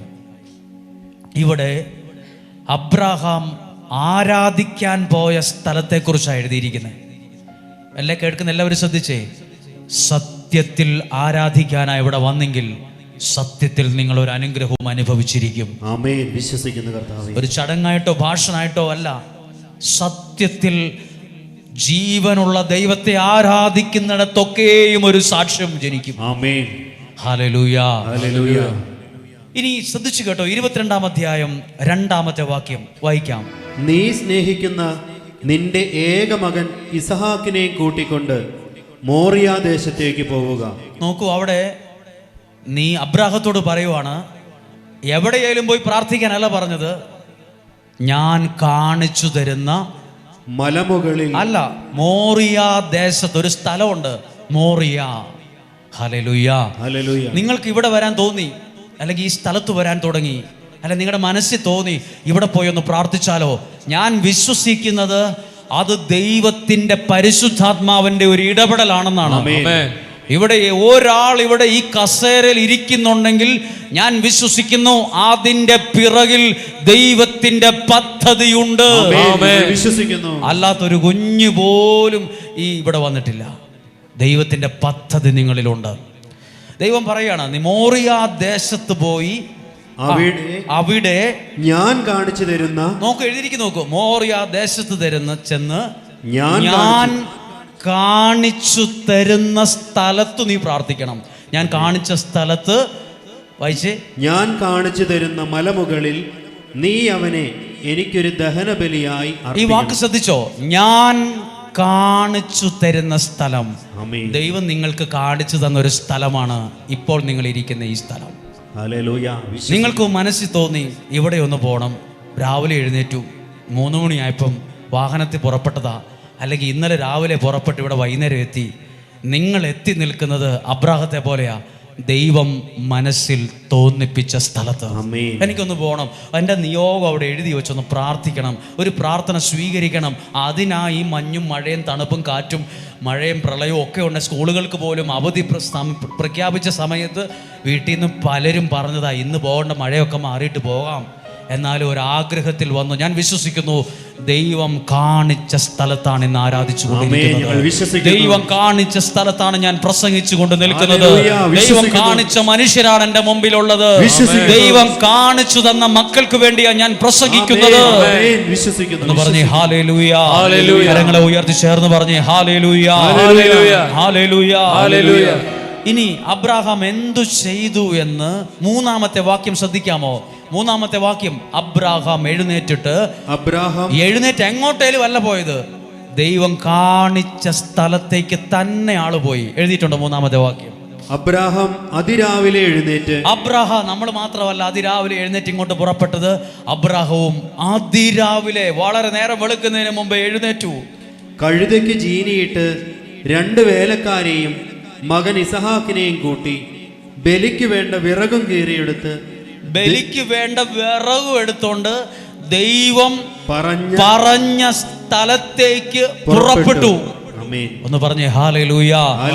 നോക്കൂ, ഞാൻ ആ വിറകിന്റെ സ്ഥാനത്ത് നിങ്ങളുടെ നിയോഗത്തെ കണ്ടോട്ടെ. അല്പം വിശാല അടിസ്ഥാനത്തിൽ നിങ്ങൾ ഇങ്ങോട്ട് പുറപ്പെട്ടപ്പോൾ കയ്യിൽ വിറകല്ല, ഒരു നിയോഗം ഉണ്ടായിരുന്നു മനസ്സിൽ. അതാ വിറകിന് പകരം മനസ്സിനകത്ത് കടലാസിൽ എഴുതി, പേപ്പറിൽ എഴുതി ഒരു നിയോഗം, ഒരു സങ്കടമായിട്ടാണ് ദൈവം പറഞ്ഞ സ്ഥലത്തേക്ക് നിങ്ങൾ പുറപ്പെട്ടത്. ദൈവം പറഞ്ഞ സ്ഥലത്തേക്ക് പുറപ്പെട്ടിട്ട് ഒരു അനുഗ്രഹമായിട്ടാ അബ്രാഹാം മല ഇറങ്ങി പോയത്. ദൈവം പറഞ്ഞ സ്ഥലത്ത് എനിക്കൊരു അനുഗ്രഹമുണ്ട്. ദൈവം പറഞ്ഞ സ്ഥലത്ത് എനിക്കുള്ള വിടുതലുണ്ട്. ദൈവം പറഞ്ഞ സ്ഥലത്ത് എനിക്കുള്ള അഭിഷേകത്തെ ദൈവം ഒരുക്കിയിട്ടുണ്ട്. ദൈവം പറഞ്ഞ സ്ഥലത്ത് എന്റെ രക്ഷയുണ്ട്. കരം ഉയർത്തി ഉറക്കെ എന്ന് പറഞ്ഞേ ഹല്ലേലൂയ. ഉറക്കെ പറഞ്ഞേ ഹല്ലേലൂയ. ദൈവം പറഞ്ഞ സ്ഥലത്ത് എനിക്കുള്ള വിടുതലുണ്ട്. ദൈവം ഒരുപക്ഷെ നിങ്ങളുടെ ശ്രദ്ധയിൽ തോന്നിയിട്ടുണ്ടാവും. ഈ വചന പ്രഘോഷണം കേട്ട് നോക്ക്. ഈ വചനം നിങ്ങളുടെ വീടിനകത്ത് ഒച്ചത്തിൽ വയ്ക്കുക. ദൈവം പറഞ്ഞതനുസരിച്ച് അത് കേൾക്കുമ്പം അത് വീടിനകത്ത് വിടുതലായി വരും, അനുഗ്രഹമായി വെളിപ്പെടും. ഒന്ന് പറഞ്ഞേ ഹല്ലേലൂയ. വിറകും കയ്യിലെടുത്തോണ്ട് അബ്രാഹാം ദൈവം പറഞ്ഞ സ്ഥലത്തേക്ക് പുറപ്പെട്ടു. കർത്താവേ, ഞങ്ങളുടെ കയ്യിൽ വിറകിന് പകരം ഈ ആരാധിക്കാൻ വന്നപ്പോൾ ഞങ്ങളുടെ കയ്യിൽ എന്താ ഉള്ളത്? സങ്കടം, എൻ്റെ ജീവിത പങ്കാളി, എൻ്റെ മക്കൾ, സാമ്പത്തിക പ്രശ്നം, ആരോഗ്യ പ്രശ്നം, മക്കളുടെ ഭാവി. ഇതാ ഇതിന് വിറകിന് തുല്യം ഇതും എടുത്തുകൊണ്ടാണ് വന്നേ. എന്നിട്ട് അടുത്ത വാക്യം എഴുതിയിട്ടുണ്ട്, 4-ാമത്തെ വാക്യം. 3-ാം ദിവസം അവൻ തലയുയർത്തി നോക്കിയപ്പോൾ അകലെ ആ സ്ഥലം കണ്ടു. അകലെ അബ്രഹാം പോവോ ദൈവം പറഞ്ഞ സ്ഥലത്തേക്ക് പോയപ്പോ കുറച്ചു ദൂരേന്നേ അദ്ദേഹം തല ഉയർത്തി നോക്കിയപ്പോ കണ്ടു, ദൈവം പറഞ്ഞ സ്ഥലം കണ്ടു. ആമേൻ. നിങ്ങൾ ഇവിടെ ഇരിക്കുന്നത് ഏതോ ഒരു സ്ഥലത്തല്ല. 100 കണക്കിന് ധ്യാന കേന്ദ്രങ്ങളുണ്ട്, 100 കണക്കിന് ആയിരക്കണക്കിന് പള്ളികളുണ്ട്, അനുഗ്രഹമുള്ള ആലയങ്ങളുണ്ട്, ശക്തമായ ശുശ്രൂഷ നടക്കുന്ന ഇടങ്ങളുണ്ട്. എന്തിനു നിങ്ങൾ ഇവിടെ വന്നു? എന്തിന് ഇത്രയും ദൂരം നിങ്ങൾ വാഹനം ഓടിച്ചു വന്നു? എന്തിന് ഇത്രയും റിസ്ക് എടുത്തു? എന്തിന് ഇത്രയും കഷ്ടം? നിങ്ങളുടെ മനസ്സിൽ തോന്നി അവിടെ ഒന്ന് പോകണം. നിങ്ങൾക്കുള്ള എന്തോ ഒരു അനുഗ്രഹം ദൈവം ഇവിടെ കരുതിയിട്ടുണ്ട്. ദൈവം പറഞ്ഞ സ്ഥലത്ത് എനിക്കൊരു അനുഗ്രഹമുണ്ട്. ദൈവം പറഞ്ഞിട്ടാ ഞാൻ ഇത് കേൾക്കുന്നത്. 5 മിനിറ്റ് പോലും എനിക്കിങ്ങനെയൊന്നും പള്ളി ഇരിക്കാൻ പറ്റത്തില്ല. ഞാൻ പെട്ടെന്ന് എഴുന്നേറ്റ് പോകുന്ന ആളാ. എനിക്ക് 1 മണിക്കൂർ കുർബാനയ്ക്ക് പോയാൽ തന്നെ 10 പ്രാവശ്യം വാച്ച് നോക്കുന്ന ആളാണ്. കഴിഞ്ഞോ? തീരുന്നില്ലേ. പക്ഷെ മണിക്കൂർ കുറെ ആയി ഇതിനകത്ത് ഇരിക്കാൻ തുടങ്ങിയിട്ട്. എന്തിനാ നിങ്ങൾ ഒരു പക്ഷിക്കൂട്ടിലിട്ടതുപോലെ നിങ്ങൾ പലരും ഇവിടെ ഇരിക്കുന്നത്? സ്വാഭാവികമായി ചിന്തിച്ചാൽ നിങ്ങൾ പണ്ടേ എഴുന്നേറ്റ് പോയി ആ കടയിൽ പോയി ഒരു ചായ കുടിച്ചു, ഒന്ന് അങ്ങോട്ട് പോയി കുറച്ച് കഴിയുമ്പോൾ കയറി വന്നു. എന്തിനാ ഈ കസേരയിൽ കൂടെ നിലത്തും തിങ്ങി നിറഞ്ഞിരിക്കുന്നത്? ദൈവം പറഞ്ഞ സ്ഥലത്ത് നിങ്ങൾ വന്നോണ്ടാ ഈ ഒരു അനുഗ്രഹത്തിൽ നിങ്ങൾ ഇരിക്കാൻ തന്നെ ഒരു കാരണം. അത് തന്നെ ഒരു വലിയ മനസ്സാണ്. ഒന്ന് പറഞ്ഞേ ഹല്ലേലൂയ. അടുത്ത വാക്യം വായിക്കാം. അടുത്ത വാക്യം ഇനി വായിക്കേണ്ട വചനം 9-ാമത്തെ വാക്യമാണ്. 9-ാമത്തെ വാക്യം. ദൈവം പറഞ്ഞ സ്ഥലത്തെത്തി. ഓരോ വാക്ക് ശ്രദ്ധിച്ചോ? അബ്രഹാം പോയത് എങ്ങോട്ടാണ്? ദൈവം പറഞ്ഞ സ്ഥലത്തേക്ക്. അപ്പൊ അങ്ങനെ സ്ഥലമുണ്ട്. അപ്പൊ അങ്ങനെ ഇന്നും ഉണ്ട്. അങ്ങനെ ദൈവം എല്ലാ സ്ഥലത്തും നമ്മൾ പോകത്തില്ല. എല്ലാ സ്ഥലത്തും ഇതേ ഇവിടെ പോയാൽ എന്നാ കുഴപ്പം? അല്ല, ദൈവം പറഞ്ഞ സ്ഥലം ഉണ്ട്. ദൈവം പറഞ്ഞ സ്ഥലം, അങ്ങനെയുള്ള പ്രാർത്ഥനാലയം ഉണ്ട്. ചിലപ്പോൾ നമ്മളോട് പറയും ഇന്ന സ്ഥലത്ത് പോ, ഇന്ന പോലെ പ്രാർത്ഥിക്കുക, ഇന്നതുപോലെ ഒരു കൈവപ്പ് മേടിക്കുക. ദൈവം പറഞ്ഞ സ്ഥലത്ത് എത്തിയപ്പോൾ അബ്രഹാം അവിടെ ഒരു ബലിപീഠം പണിതു. ദൈവം പറഞ്ഞ സ്ഥലത്ത് അബ്രഹാം ഒരു ബലിപീഠം പണിതു. അവിടെ പണിത് കല്ലൊക്കെ കയറ്റി വെച്ച് ഒരു ബലിപീഠം പണിതു. ഞാൻ അതിനെ കാണട്ടെ. ഇവിടെ വന്ന് പ്രാർത്ഥിക്കുന്ന എത്രയോ പേരാ ആ താഴെയുള്ള മേശയിലും ആ പുറകിലിട്ട മേശയിലൊക്കെ ഇരുന്ന് നിയോഗം എഴുതുകയാണ്. കൗൺസിലിങ്ങിന് മുമ്പ് പ്രാർത്ഥന എഴുതുക. ഒരു കടലാസിൽ ഒരു ബലിപീഠം പണിയുക. എൻ്റെ പ്രാർത്ഥനകൾ ആ ബലിപീഠത്തിൽ വയ്ക്കാൻ വേണ്ടി ആ എഴുതിയ ഒത്തിരി പ്രാർത്ഥനയുണ്ട് ഇവിടെ. അബ്രഹാം ബലിപീഠം പണിത് വിറകടുക്കി വെച്ചിട്ട് ഇസഹാക്കിനെ ബന്ധിച്ച് വിറകിന് മീതെ കിടത്തി. വിറകിന്റെ മുകളിൽ ഇങ്ങനെ കിടത്തി. ഇതാ നിങ്ങൾ ഇസഹാക്കിനെ വെച്ചതുപോലെ ബലിപീഠത്തിൽ ഇരിക്കുന്ന ഒത്തിരി നിയോഗമുണ്ട്. നിങ്ങളുടെ സങ്കടമാ പലതും ഈ കടലാസിൽ എഴുതിയിരിക്കുന്നത്. പല വിഷമങ്ങളാണ്, വേദനയാണ്, ജപ്തിയാണ്. അബ്രഹാം തൻ്റെ മകനായ ഇസഹാക്കിനെ ബലിപീഠത്തിൽ കിടത്തിയതുപോലെ, വിറകിൻ്റെ മേൽ അടുക്കിയ വിറകിൻ്റെ മേൽ കിടത്തിയതുപോലെ കർത്താവ് എൻ്റെ സങ്കടമുള്ള മനസ്സിനെ ആ സ്ഥാനത്ത് ഞാൻ സമർപ്പിക്കുന്നു. എൻ്റെ നിയോഗത്തെ ആ സ്ഥാനത്ത് ഞാൻ വയ്ക്കുന്നു. ഒരു നിമിഷം നമുക്കൊന്ന് അങ്ങനെ ഒന്ന് പ്രാർത്ഥിച്ചാലോ? ഒന്ന് എഴുന്നേറ്റ് നിൽക്കാമോ? അത്രയും കാര്യം വെച്ചൊന്ന് പ്രാർത്ഥിക്കണം. ഇവിടെ ഒരു അത്ഭുതമുണ്ട്. ഈ പറഞ്ഞ വചനത്തിനകത്ത് ഇവിടെ നിൽക്കുമ്പോൾ ഒരു അടയാളമുണ്ട്. എന്നെ മനസ്സിൽ ദൈവത്തിന്റെ ഒരു പ്രചോദനമായി ഇവിടെ ഒരു അത്ഭുതം ഉണ്ടെന്ന് ഇത്രയും കാര്യങ്ങളൊന്ന് പോയി നമ്മളെല്ലാവരും ഒന്ന് കണ്ണുകളെ ഒന്ന് അടച്ച്. അബ്രഹാം തൻ്റെ മകനായ ഇസഹാക്കിനെ നിർത്തി ബലിപീഠം പണിത് അതിൻ്റെ മുകളിൽ വിറകടുക്കിയിട്ട് ഇസഹാക്കിനെ ഇങ്ങനെ കിടത്തി. ഇതുപോലെ കർത്താവേ, ഇന്ന് ഇസഹാക്കിന്റെ അന്ന് ഇസഹാക്കാരൻ അവിടെ കിടന്നതെങ്കിൽ എൻ്റെ ഒരുപാട് സങ്കടങ്ങൾ ഈ അൽത്താരയിൽ ഇങ്ങനെ വച്ചിട്ടുണ്ട്. ഞാൻ എൻ്റെ ഒരുപാട് പ്രാർത്ഥനകൾ ഇവിടെ ഞാൻ വെച്ചിട്ടുണ്ട്. അല്ല, ഇപ്പോൾ ഞാൻ സമർപ്പിക്കുകയാ. ഇപ്പോൾ പലരും ഒന്ന് പ്രാർത്ഥിച്ച് എന്നിട്ട് പ്രാർത്ഥിച്ച് ഇനി അബ്രഹാം കണ്ടതെന്നറിയാമോ? ദൈവത്തിന്റെ കരുതലാ കണ്ടത്. ഇങ്ങനെ പ്രാർത്ഥിക്കാൻ തുടങ്ങിയപ്പോൾ അബ്രഹാം കണ്ടത് ദൈവത്തിന്റെ ഇടപെടലാണ്. ഇങ്ങനെ ചെയ്തപ്പോൾ അബ്രഹാം കണ്ടത് ദൈവത്തിന്റെ കരം പ്രവർത്തിക്കുന്നതാണ്. അങ്ങനെയെങ്കിൽ നിങ്ങളുടെ നിയോഗത്തെ, ഈ ബലിപീഠത്തിൽ വച്ചിരിക്കുന്ന എഴുതി വച്ചിരിക്കുന്ന നിയോഗത്തെ ഇന്നും നിയോഗം സമർപ്പിച്ചവർ, ഇന്ന് നിയോഗം സമർപ്പിച്ച 74 പേരുണ്ട്. ഇന്ന് നിയോഗം സമർപ്പിച്ചവർ ഈ അൽത്താരയിൽ ഇന്ന് നിയോഗം വച്ചിരിക്കുന്ന എല്ലാ നിയോഗത്തിന്റെ മേലും അബ്രഹാം കരമുയർത്തി നിന്നതുപോലെ ഒരു നിമിഷം 2 കരങ്ങളും ഒന്ന് ഉയർത്തിക്കേ. നിങ്ങൾ ഭവനങ്ങളിൽ ഇരുന്നാണോ പ്രാർത്ഥിക്കുന്നത്? വീടുകളിൽ ഇരുന്നാണോ പ്രാർത്ഥിക്കുന്നത്? വിവിധ രാജ്യങ്ങളിൽ, ദേശങ്ങളിൽ, എത്രയോ ദൂരെ ആയിക്കൊള്ളട്ടെ, സമീപത്തായിക്കൊള്ളട്ടെ, ഇസഹാക്ക് ഇന്ന് ബലിപീഠത്തിൽ കിടക്കുന്നത് പോലെ എന്റെ നിയോഗത്തെ ഞാൻ ഈ ബലിപീഠത്തിൽ വയ്ക്കുന്നു. എന്റെ നിയോഗത്തെ ബലിപീഠത്തിൽ വെച്ച് എന്റെ ദൈവമേ, ഞാൻ എന്റെ കരമുയർത്തി പ്രാർത്ഥിക്കുന്നു. Hallelujah, hallelujah, hallelujah. എന്റെ ദൈവം എന്ന് പറഞ്ഞ് ഈ താതൻ എന്റെ താതൻ അധികം വൈകാതെ ഒരു അത്ഭുതം കാണും. ഓ ഈ ദൈവം എന്റെ ദൈവം, ഈ താതൻ എന്റെ താതൻ, കരുതുന്നവൻ, കാക്കുന്നവൻ, കരുണയുള്ളോ കൈവിടില്ലെന്നെ. ഒന്ന് പറയാമോ? കരുതുന്നവൻ, കരുതുന്നവൻ, കാക്കുന്നവൻ, കരുണയുള്ളോ കൈവിടില്ലെന്നെ. സ്വരമുയർത്തി പറയാമോ? ഈ ദൈവം എന്റെ ദൈവം, അധികം വൈകില്ല അനുഗ്രഹം. ഈ താതൻ എന്റെ താതൻ, അധികം വൈകില്ല എന്റെ ജീവിതത്തിൽ വിടുതൽ നടക്കാൻ. ഈ ദൈവം എന്റെ ദൈവം, ഈ താതൻ എന്റെ താതൻ. നിങ്ങളുടെ കരങ്ങളൊന്ന് ഹൃദയത്തോട് ചേർത്ത് വെച്ചിട്ട് നിങ്ങളോട് മനസ്സിലെങ്കിലും പറയാമോ, ഞാൻ പ്രാർത്ഥിച്ച വിഷയത്തിൽ അധികം വൈകാതെ ഒരത്ഭുതം ഞാൻ കാണും. ഞാൻ പ്രാർത്ഥിച്ച് എഴുതിയിട്ട നിയോഗത്തിൽ അധികം വൈകാതെ ദൈവത്തിന്റെ കരം വെളിപ്പെടുന്നത് ഞാൻ കാണും. ഞാൻ ഈ അൾത്താരയിൽ നിന്നുകൊണ്ട് പറയാം, അധികം വൈകാതെ ദൈവത്തിന്റെ അത്ഭുതങ്ങൾ ഈ അൾത്താരയിൽ നിന്ന് ഞാൻ കാണും. അധികം വൈകാതെ അനേകം കുടുംബങ്ങൾ വിടുതൽ പ്രാപിക്കുന്നത് ഞാൻ അറിയും. അധികം വൈകാതെ അനേകം ആളുകൾ സൗഖ്യമാകുന്നത് ഞാൻ അറിയും. അധികം വൈകില്ല, അധികം വൈകില്ല. ആരാധിക്കാൻ മലമുകളിൽ ദൈവം പറഞ്ഞ സ്ഥലത്തേക്ക് കയറിപ്പോയ അബ്രഹാം കരഞ്ഞു കലങ്ങിയ കണ്ണുമായിട്ടല്ല ഇറങ്ങിപ്പോന്നത്, ഒരനുഗ്രഹമുള്ള മനസ്സോടെ, നിറ കൈകളോടെയാണ്. ആരാധിക്കാൻ പോയതുപോലല്ല പ്രാർത്ഥിച്ചിറങ്ങി വന്നേ. പോയത് സങ്കടത്തോടെയാ സത്യം പറഞ്ഞാൽ. പക്ഷെ ചെന്ന് ആരാധിച്ചപ്പോ കണ്ടത് ദൈവത്തിന്റെ ബലമുള്ള കരുതലാണ്. തിരിച്ചു വന്നത് നിറ മനസ്സോടെയാണ്. നിങ്ങൾക്ക് ഈ മല ഇറങ്ങി പോകാൻ, ഭവനങ്ങളിലേക്ക് തിരിച്ചു പോകാൻ, നിറ മനസ്സോടെ പോകാൻ നസ്രായനായ യേശു നിങ്ങൾക്ക് ശക്തി തരും. ഹല്ലേലൂയ. ഇരിക്കാമോ? അധികം വൈകാതെ ഒരു അനുഗ്രഹമുണ്ട്. ഇവിടെ ഇത്രയും കഴിഞ്ഞിട്ടില്ല.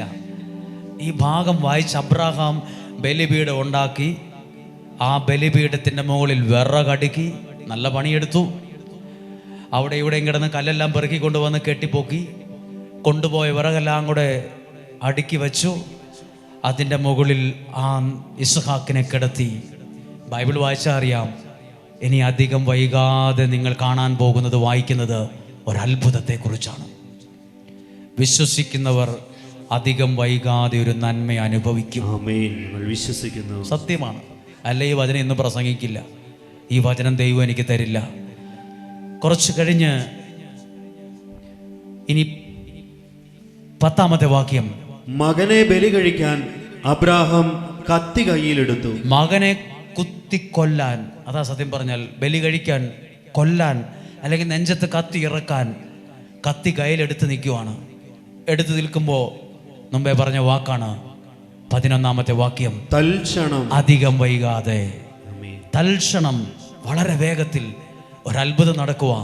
കർത്താവിന്റെ ദൂതൻ ആകാശത്ത് നിന്ന് അബ്രഹാം അബ്രഹാം അബ്രഹാം എന്ന് വിളിച്ചു. ഇങ്ങനെ കരമുയർത്തി കത്തിയും കയ്യിൽ പിടിച്ചു നിൽക്കുന്ന ആളെ അധികം വൈകാതെ കേട്ടത് ഒരു സ്വരമാണ്. ഇസ്ഹാക്കല്ല വിളിച്ചത്, അപ്പാ എന്നെ കൊല്ലാൻ നോക്കുവാണ്. അപ്പൊ ഇതെല്ലാം കാണുന്നൊരു ദൈവം അവിടെ ഉണ്ടായിരുന്നു. നിങ്ങൾ വീട്ടിൽ നിന്ന് പ്രാർത്ഥിക്കാനായി ഇങ്ങോട്ട് ഇറങ്ങി ആദ്യത്തെ സ്റ്റെപ്പ് മുതൽ ദൈവം നിങ്ങളെ കാണുന്നുണ്ടെന്നാണ് ഞാൻ വിശ്വസിക്കുന്നു. വണ്ടിയെ കയറിയതും ട്രെയിനിൽ കയറിയതും മഴയായിരുന്നു, വഴിതെറ്റിപ്പോയി, ആകെ ക്ഷീണമായി, ചുരം കയറിയപ്പോൾ ക്ഷീണമായി, ഛർദ്ദിക്കാൻ വന്നു, ആകെ ക്ഷീണമായി. ദൈവം ഇതെല്ലാം കണ്ടു.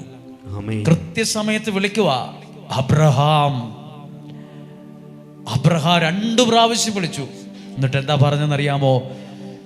ഇതാ ഞാനെന്ന് അവൻ വിളി കേട്ടു. കുട്ടിയുടെ മേൽ കൈവയ്ക്കരുത്, കുട്ടിയുടെ മേൽ കൈവയ്ക്കരുത്, അവനെ ഒന്നും ചെയ്യരുത്. അടുത്ത് നോക്കൂ, നീ ദൈവത്തെ ഭയപ്പെടുന്നുവെന്ന് എനിക്കിപ്പോൾ ഉറപ്പായി. എനിക്ക് നല്ല ഉറപ്പായി. നിങ്ങൾ ഇവിടം വരെ അണിഞ്ഞൊരുങ്ങി വണ്ടിയും കയറി, വണ്ടിയും വിളിച്ച്, ടാക്സിയും വിളിച്ച്, വണ്ടിക്കാശും മുടക്കി ഇവിടെ വരുമ്പോൾ ദൈവത്തിനൊരു കാര്യം മനസ്സിലാകും, നിങ്ങൾ ദൈവത്തിൽ ആശ്രയിക്കുന്നവരാണെന്ന് ദൈവത്തിന് ഉറപ്പ് വരും. ഞാനങ്ങനെ വിശ്വസിക്കും. ഞാൻ ഈ മൈക്കും പിടിച്ച് ഈ ഉള്ള ശബ്ദമെടുത്ത് പറയുമ്പോൾ എനിക്ക് എൻ്റെ അകത്ത് ദൈവത്തോടൊരു വിശ്വാസമുണ്ടെന്ന് എൻ്റെ ദൈവത്തിന് നല്ല ഉറപ്പാണ്. എനിക്ക് നല്ലൊരു പ്രാർത്ഥനയുണ്ടെന്ന് ദൈവം ഉറപ്പിക്കുമ്പോൾ എന്നെ ദൈവം ഒരു അനുഗ്രഹം തന്ന് ഉറപ്പിക്കും. ദൈവത്തിനൊരു കാര്യം ഉറപ്പായാൽ പിന്നെ അനുഗ്രഹം മാറ്റിവെക്കത്തില്ല. പിന്നെ എന്നെ ഒരു അനുഗ്രഹത്തിൽ ദൈവം ഉറപ്പിക്കും. അടുത്ത വാര്യം ഒന്ന് വായിച്ചേ, അടുത്ത വാക്യം ഒന്ന് വായിച്ചേ. കാരണം നിന്റെ ഏകപുത്രനെ. ഇനി 13-ാമത്തെ വാക്യം നോക്കൂ. അബ്രാഹാം തലപൊക്കി നോക്കിയപ്പോൾ, അബ്രഹാം തല ഇങ്ങനെ ഉയർത്തി നോക്കിയപ്പോൾ തന്റെ പിന്നിൽ മുൾച്ചെടികളിൽ കൊമ്പുടക്കി കിടക്കുന്ന ഒരു മുട്ടാടിനെ കണ്ടു. ഈ മുട്ടാട് എവിടുന്ന് വന്നു? ഞാൻ നിങ്ങളോട് പറയുന്ന കാര്യം നിങ്ങൾ മനസ്സിലാക്കുമോ? ആരാധന കഴിഞ്ഞ് തല ഉയർത്തി നോക്കിയത് ഒരനുഗ്രഹത്തിലേക്കാണ്. ആരാധന, പ്രാർത്ഥന കഴിഞ്ഞ് തല ഉയർത്തി നോക്കിയത് ദൈവം അനുഗ്രഹിച്ചൊരു കാര്യമാകണ്ടേ. അബ്രഹാത്തോട് ദൈവം പറയുവാണ്, ആ കാട്ടിൽ കൊമ്പുടക്കി കിടക്കുന്ന ഒരു മുട്ടാടുണ്ട്, എടുത്തോണ്ട് വാ, എന്നിട്ട് അതിനെ ബലി അർപ്പിക്കുക. ആരാധനയ്ക്ക് ശേഷം അബ്രഹാം കണ്ടത് ദൈവത്തിന്റെ സ്വരമാണ്. അബ്രഹാം കേട്ടത് ദൈവസ്വരമാണ്, അനുഭവിച്ചത് ദൈവത്തിന്റെ കരുതലാണ്. ഒന്നും കൂടെ കേൾക്ക്. അബ്രഹാം 4 കല്ലും പെറുക്കി വെച്ചേച്ച് ആരെ കൊണ്ട് പറ്റും ഇത്രയും വലിയ ബലിവിടം ഉണ്ടാക്കാനെന്ന് പറഞ്ഞ്, എന്താരാധന, എന്ത് പ്രാർത്ഥനയെന്ന് പറഞ്ഞ് ഇറങ്ങിപ്പോയായിരുന്നെങ്കിൽ ദൈവം കരുതിയതിനെ ആ കണ്ണുകൊണ്ട് കാണില്ലായിരുന്നു. ആ ആരാധനയുടെ അവസാനമാണ്, അതിൻ്റെ ഏറ്റവും ക്ലൈമാക്സിൽ കത്തിയെടുത്ത്, ആരാധനയുടെ ഏറ്റവും സമാപന സമയം സത്യം പറഞ്ഞാൽ, കല്ല് പെറുക്കി വെച്ച് ബലിപീഠം ഉണ്ടാക്കി വിറകടുക്കി കത്തിയെടുത്ത് അതിൻ്റെ ഏറ്റവും ക്ലൈമാക്സാണ്. നമ്മൾ ഒരു ഫിലിമിലൊക്കെ പറയണം എൻ്റെ ക്ലൈമാക്സിലാന്ന് പറയില്ലേ, അതുപോലെ ഏറ്റവും നിൽക്കുമ്പോഴാണ് ആരാധനയുടെ ക്ലൈമാക്സിൽ നിൽക്കുന്ന സമയത്താണ് കണ്ണുകൊണ്ട് കണ്ടത് ദൈവത്തിൻ്റെ കരുതൽ. നിങ്ങളിവിടെ ചിന്തിച്ചേ, ഇതും ഒരു ബലിപീഠമാണ്. ഇതിനകത്തൊരു ഇസ്ഹാക്കല്ല ഉള്ളത്, ആയിരക്കണക്കിന് ആളുകളുടെ പ്രാർത്ഥന കിടക്കുന്ന ഒരു ബലിപീഠമായത്. ഇവിടെ നിന്ന് പ്രാർത്ഥനകൾ ഉയർത്തി, കണ്ണുകൾ ഉയർത്തി നോക്കുമ്പോൾ കാണാൻ പറ്റും ഓരോരുത്തർക്കും ദൈവം കൊടുത്ത അനുഗ്രഹങ്ങളെ ദൈവം ഇങ്ങനെ വച്ചിരിക്കുന്നത്. അബ്രഹാം ആരാധനയ്ക്ക് ശേഷം അധികം വൈകാതെ കണ്ടത് ദൈവത്തിന്റെ അത്ഭുതകരമാണ്. ഞങ്ങളെല്ലാവരും ഇന്ന് നിങ്ങൾ പ്രത്യേകം ഈ ഒരു വിഷയം പ്രാർത്ഥിച്ചു. ആരാധനയ്ക്കപ്പുറത്തൊരു അനുഗ്രഹത്തെ ദൈവം സെറ്റ് ചെയ്ത് ഒരുക്കി വച്ചിട്ടുണ്ട്. ഈ ആടെവിടുന്ന് വന്നു? ദൈവം പറഞ്ഞ സ്ഥലത്ത് ആരാധിച്ചപ്പോഴാണ് ദൈവത്തിന്റെ കരുതൽ കണ്ടത്.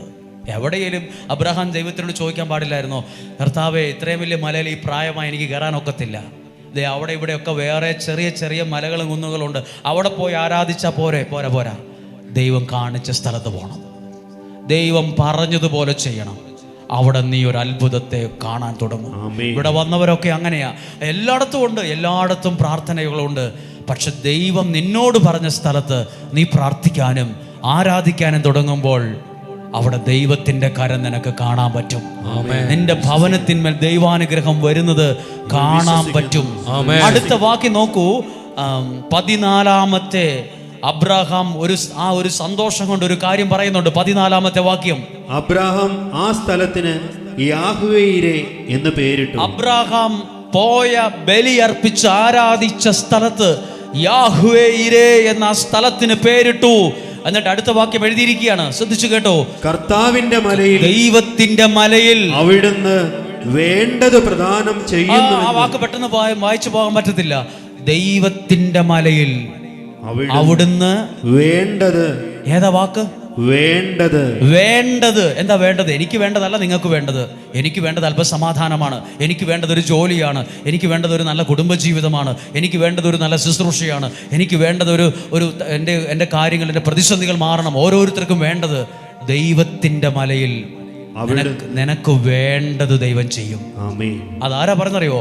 അനുഭവത്തിൽ നിന്നുകൊണ്ട് അബ്രഹാം പറയുവാണ്, യാഹ്വേ ഇരേ എന്ന് പേരിട്ടിട്ട് പറയുവാണ്, ദൈവത്തിൻ്റെ മലയിൽ ദൈവം എനിക്ക് വേണ്ടത് ചെയ്യും, വേണ്ടത് ചെയ്യും. അടുത്തത് കർത്താവിന്റെ ദൂതൻ ആകാശത്ത് നിന്ന് വീണ്ടും അബ്രാഹത്തെ വിളിച്ചു പറഞ്ഞു.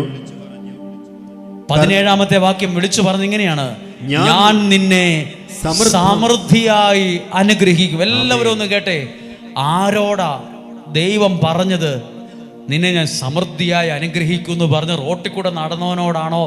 ചീത്ത പറഞ്ഞുകൊണ്ട് നടന്നവരോടാണോ? വിമർശിച്ചവരോടാണോ?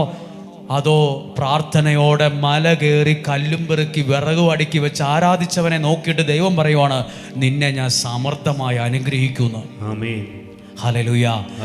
നമ്മളോട് പലരും പറഞ്ഞിട്ടുണ്ടോ, നീ എന്തിനാ പ്രാർത്ഥിക്കുന്നത്, എന്തിനാ ആരാധിക്കുന്നത്?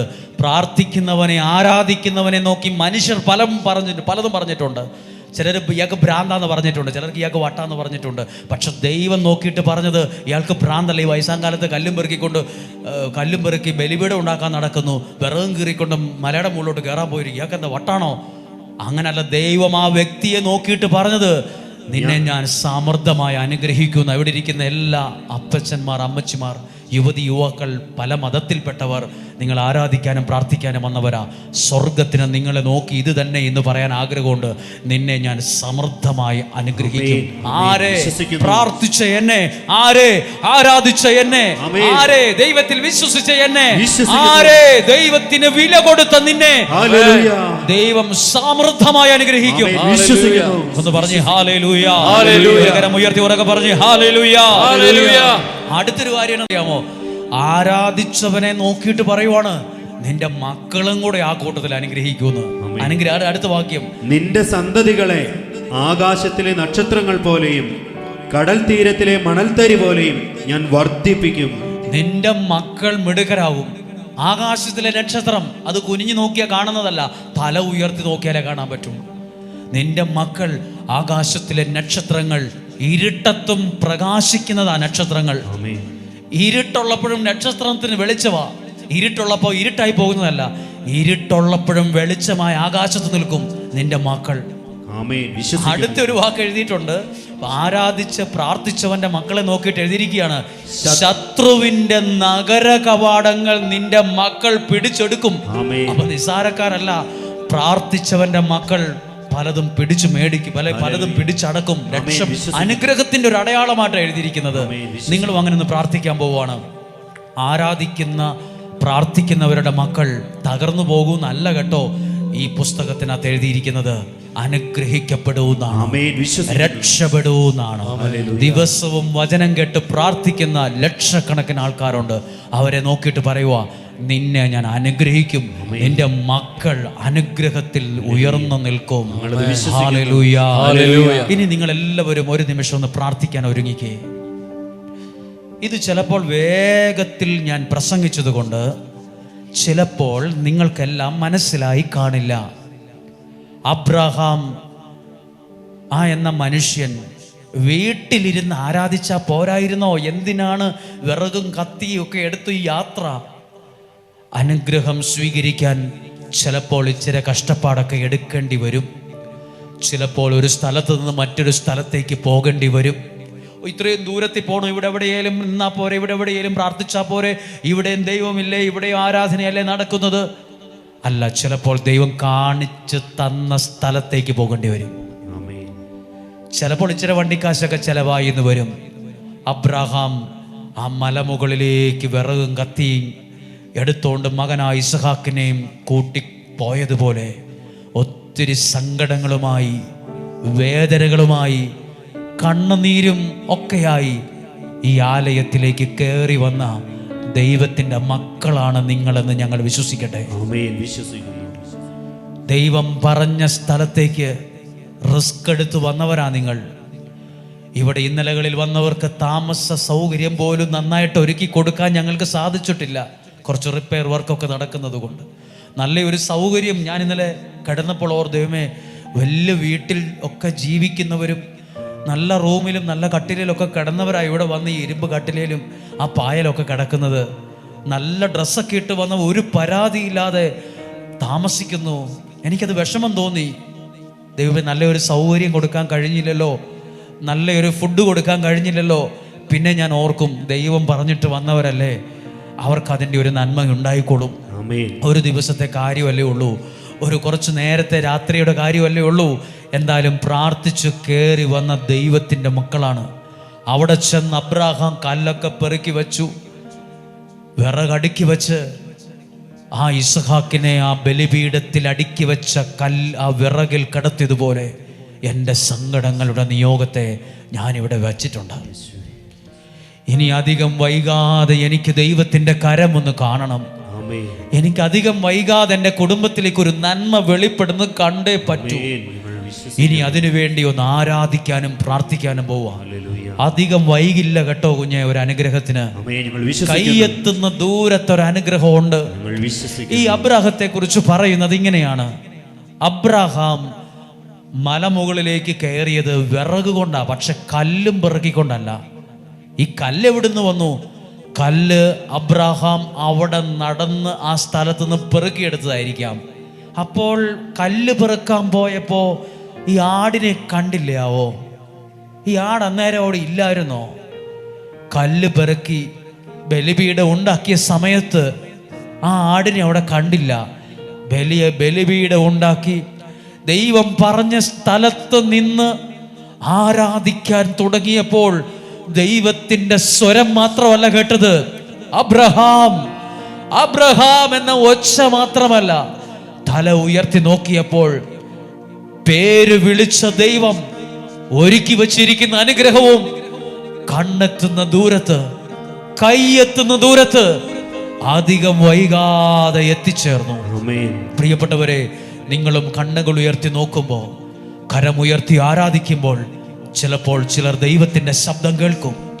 ചിലർ ദൈവം കരുതിയത് കണ്ണുകൊണ്ട് കാണും, കൈ കൊണ്ടെടുക്കും. കണ്ണുകൊണ്ട് കാണും, കൈ കൊണ്ട് അതിനെ എടുക്കും. കുറ്റിക്കാട്ടിൽ ഉടക്കിക്കിടക്കുന്ന മുട്ടാടിനെ ദൈവം ഒരുക്കിയതിനെ കൈ കൊണ്ടെടുത്തോണ്ട് വന്നു. ചില അനുഗ്രഹങ്ങളെ കൈ കൊണ്ടെടുക്കാൻ, ചില നന്മകൾ ജീവിതത്തിൽ അനുഭവിക്കാൻ ഈ ആരാധന കാരണമാകാൻ പോവുകയാണ്. ഈ വചനം കാരണമാകാൻ പോവുകയാണ്. കുടുംബത്തിൽ ചില വിടുതലിന് ഇത് കാരണമാവുകയാണ്. ചില നന്മകൾ വെളിപ്പെടാൻ പോവുകയാണ്. ഒന്ന് എഴുന്നേറ്റ് നിൽക്കാമോ? എഴുന്നേക്കാനും ഇരിക്കാനും പറയുമ്പോഴും ബുദ്ധിമുട്ടുണ്ടാകും, ഞാൻ മനസ്സിലാക്കുന്നു. എങ്കിലും നമുക്കൊന്ന് പ്രാർത്ഥിക്കണം. മുമ്പേ പ്രാർത്ഥിച്ചതുപോലെ അല്ല, ഇത് നിങ്ങൾക്കൊരു അനുഗ്രഹം പറയാൻ ഇടവരണം, ഒരു സാക്ഷ്യം പറയാൻ ഇടവരണം. ആരാധിച്ച എൻ്റെ കണ്ണിൽ ഇനി കാണാൻ പോകുന്നത് ദൈവം ഒരുക്കി ഒരു നന്മയായിരിക്കണം. മനസ്സിലായോ? ആരാധിച്ച അബ്രഹാം കണ്ണുകൊണ്ട് കണ്ടത് തൻ്റെ മകനായ ഇസ്ഹാക്കിന്റെ ശരീരത്തിലൂടെ ചീറ്റിയൊഴുകുന്ന രക്തമല്ല കണ്ടത്. ദൈവം തനിക്ക് വേണ്ടി കരുതിയ ആ മുട്ടാടിനെയാ കണ്ടത്.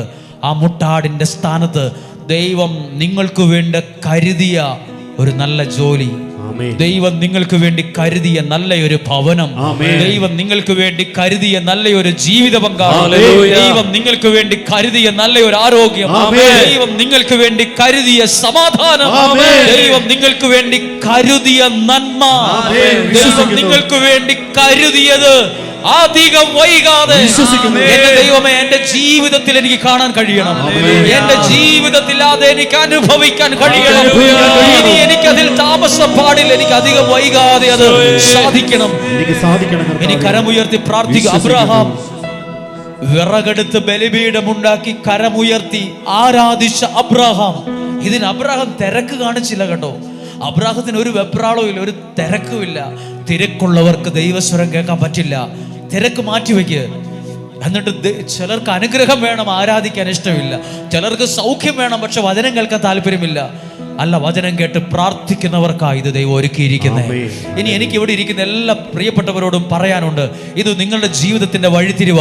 നിങ്ങളോട് ആരൊക്കെയോ പറഞ്ഞു, നിനക്ക് ഭ്രാന്താ, പ്രാർത്ഥിക്കാൻ പോകുന്നത് നിനക്ക് വട്ടാണ്, എന്തിനാ ഇങ്ങനെ പ്രാർത്ഥിക്കാൻ പോകുന്നത്? ഇവിടെയില്ലേ പള്ളി, ഇവിടെയില്ലേ ധ്യാനകേന്ദ്രം, ഇവിടെയില്ലേ ശുശ്രൂഷകർ, എന്തിനാ ഇനി അങ്ങോട്ടും കൂടെ കെട്ടി എഴുന്നള്ളുന്നത്? ഇതൊക്കെ നമ്മളോട് ചോദിക്കും. അബ്രാഹവും ഇതൊക്കെ ചിലപ്പോൾ ആരെങ്കിലും അബ്രാഹത്തെ കണ്ടായിരുന്നെങ്കിൽ ഇന്നത്തെ സമയത്താണ് പറഞ്ഞേനെ, നിനക്ക് ഈ വയസ്സാം കാലത്ത് വരെ പണിയൊന്നുമില്ലേ? അബ്രഹാം മലമുകളിൽ കയറിയപ്പോ സ്വർഗത്തിലെ ദൈവം അബ്രാഹത്തിന്റെ ഓരോ സ്റ്റെപ്പും കാണുന്നുണ്ടായിരുന്നു.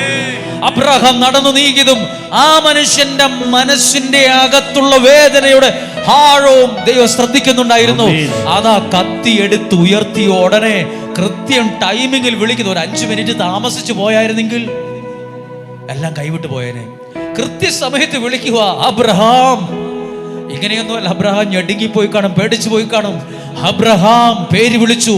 നിന്നെ പേര് വിളിച്ച് അനുഗ്രഹിക്കുന്ന ഒരു ദൈവമുണ്ട്. നിന്നെ പേര് വിളിച്ച് വിടുവിക്കുന്ന ഒരു ദൈവമുണ്ട്. നിന്നെ പേര് വിളിച്ച് സൗഖ്യമാക്കുന്ന ഒരു ദൈവമുണ്ട്. പേര് വിളിച്ച് നിന്നെ സഹായിക്കുന്ന ഒരു ദൈവമുണ്ട്. പേര് വിളിച്ചു. എന്നിട്ട് അബ്രഹാത്തോട് പറയുക, നീ ഇങ്ങനെയൊക്കെ വരാൻ മടി കാണിച്ചില്ലല്ലോ, അതുകൊണ്ട് നിന്നെ അനുഗ്രഹിക്കാൻ ഞാനും മടി കാണിക്കില്ലെന്ന്. അതാ എന്റെ താഴത്തെ നമുക്ക് പലതും പ്രാർത്ഥിക്കാനും ആരാധിക്കാനും ശുശ്രൂഷിക്കാനും ഒക്കെ മടിയാണ്. മഴയല്ലേ, തണുപ്പല്ലേ, മഞ്ഞല്ലേ, ഇത്ര ദൂരമില്ലേ, പൈസ എവിടുന്ന, എന്നാൽ നമുക്ക് മടിയാണ്. ദൈവത്തിന് ഒട്ടും മടിയില്ല.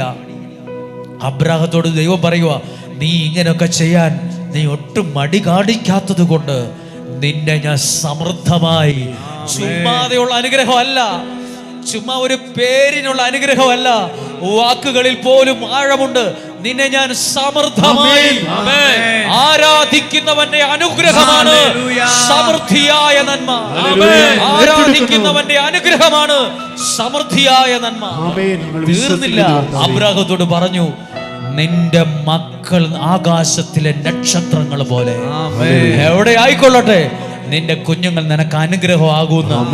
പ്രാർത്ഥിച്ച അബ്രാഹത്തിന്റെ മക്കൾ വഴിതെറ്റിപ്പോയി എന്നല്ല, ആരാധിച്ച അബ്രാഹത്തിന്റെ മക്കൾ എതിലെയോ പോയി നഷ്ടപ്പെട്ടു പോയി എന്നല്ല, ആരാധിച്ച അബ്രാഹത്തിന്റെ മക്കൾ ആകാശത്തിലെ നക്ഷത്രങ്ങൾ പോലെ എഴുതിയിരിക്കുവാണ്. ശത്രുവിന്റെ നഗര കവാടങ്ങൾ പിടിച്ചെടുക്കും. ശത്രുവിന്റെ നഗര കവാടങ്ങൾ പിടിച്ചെടുക്കും. കഴിവുള്ളവരെ ദൈവം കൊടുത്തു. മാതാപിതാക്കൾ എന്ന നിലയിൽ നിങ്ങൾ ആരാധിക്കുമ്പോൾ കഴിവുള്ള മക്കൾ നിങ്ങൾക്കുണ്ടാകും, പ്രാപ്തിയുള്ള മക്കൾ നിങ്ങൾക്കുണ്ടാകും. നിങ്ങളുടെ കുടുംബത്തിന് അനുഗ്രഹമാകുന്ന മക്കൾ വളർന്നു വരും. ആരാധിക്കുന്നവന്റെ കുടുംബത്തിലാ അനുഗ്രഹമുള്ള തലമുറ എഴുന്നേറ്റ് വരുന്നത്. വഴക്കും ബഹളവും തമ്മിത്തല്ലും സംശയവും മദ്യപാനവും ചീത്തവിളിയും തെറിവിളിയും എന്നും വഴക്കും വക്കാണോ ആ കുടുംബത്തിൽ നല്ല കുഞ്ഞെ അനുഗ്രഹമുള്ള തലമുറ എഴുന്നേൽക്കുന്നത്. വഴക്കും ചീത്ത സ്വഭാവവും നിർത്ത്. ദൈവത്തെ ആരാധിക്കുന്നവന്റെ കുടുംബത്തിൽ ശത്രുവിന്റെ നഗര കവാടങ്ങളെ പിടിച്ചെടുക്കാൻ കഴിവുള്ളവർ എഴുന്നേറ്റ് വരും. ഇനി എല്ലാവരും ഒന്ന് കണ്ണുകൾ അടച്ച്, ഒരു മൊട്ടയ്ക്കകത്ത് 20 ദിവസം പ്രായമായ അല്ലെങ്കിൽ 21 ദിവസം പ്രായമായ കോഴിക്കുഞ്ഞിനറിയാം അതിന്റെ തടസ്സങ്ങളെ എങ്ങനെയാ കൊത്തി കൊത്തി കൊത്തി കൊത്തി കൊത്തി പൊട്ടിക്കാൻ. മനുഷ്യ, നിനക്കതറിയാവോ? ഈ കണ്ട പ്രായം വരെ ജീവിച്ചിട്ട് അതൊക്കെ പിടികിട്ടിയോ? ഇത്രയൊക്കെ ആരാധനയ്ക്ക് പോയിട്ട് ഇതൊക്കെ മനസ്സിലായോ? ഇല്ലെങ്കിൽ ഇവിടെ കൊണ്ട് പഠിക്കുക. 100 ഗ്രാം പോലും തൂക്കമില്ലാത്ത കോഴിക്കുഞ്ഞിനറിയാം കുഞ്ഞെ അതിൻ്റെ തടസ്സങ്ങളെ മാറ്റി പുറത്തു വരാൻ. ഇപ്പോഴും നമ്മൾ എന്തെങ്കിലും ഒരു മുട്ടത്തോടിനോളം വലിപ്പമുള്ള തടസ്സം കാണുമ്പോൾ നമ്മൾ ഡൗൺ ആവുക, ഡെസ്പാവുക, ഡിപ്രഷൻ ആവുക. കോഴിക്കുഞ്ഞ് പോലും പ്രതീക്ഷിക്കുക, ഇതിനെയൊക്കെ ഞാൻ കൊത്തി തോപ്പിക്കും, ഇതിനെയൊക്കെ ഞാൻ കൊത്തി പൊട്ടിക്കും. അതിൻ്റെ കുഞ്ഞു ചുണ്ടുകൊണ്ട് കൊത്തി കൊത്തി കൊത്തി കൊത്തി പൊട്ടിച്ചെടുത്തത് പുറത്തു വരും. നിനക്ക് ശക്തമായി പ്രാർത്ഥിക്കാൻ അറിയാം, നിനക്ക് നന്നായിട്ട് ആരാധിക്കാൻ അറിയാം. ഇതൊക്കെ ബലമുള്ള ചുണ്ടുകളാണ്. ഇതുകൊണ്ട് ഞാൻ കൊത്തുകയാണ് എൻ്റെ പ്രശ്നത്തിൻ്റെ മേൽ, എൻ്റെ പ്രതിസന്ധിയുടെ മേൽ കൊത്തി കൊത്തി തോപ്പിക്കുകയാണ്, പൊട്ടിക്കുകയാണ്. കരങ്ങളെ ഒന്ന് ഉയർത്തിപ്പിടിച്ച് എല്ലാവരും പ്രാർത്ഥിക്കാൻ തയ്യാറാവുകയെ. കർത്താവെ, ഞാൻ മാത്രമല്ല അനുഗ്രഹിക്കപ്പെടാൻ, എൻ്റെ കുടുംബം മാത്രമല്ല, എൻ്റെ അടുത്ത് നിൽക്കുന്നവനും ഭയങ്കര വിഷമത്തില്ല, എൻ്റെ ഇപ്പുറത്ത് നിൽക്കുന്നയാൾ കരയുന്നൊക്കെയുണ്ട്, എന്നാണെന്നറിയത്തില്ല, എൻ്റെ മുമ്പിൽ നിൽക്കുന്നയാൾ എന്തൊക്കെയോ കാര്യങ്ങൾ ചിന്തിച്ചു, എന്തോ വല്ലാതെ ഭാരത്തിലാണ്, ആരും കാണണ്ടല്ലോ എന്ന് വിചാരിച്ചു പോലും മുഖം പൊത്തി കരയുന്നവരുണ്ട്. ആരാധിക്കുന്ന നിങ്ങൾ അനുഗ്രഹിക്കുന്ന ദൈവത്തെ കണ്ടിട്ടേ ഈ മല ഇറങ്ങുള്ളൂ.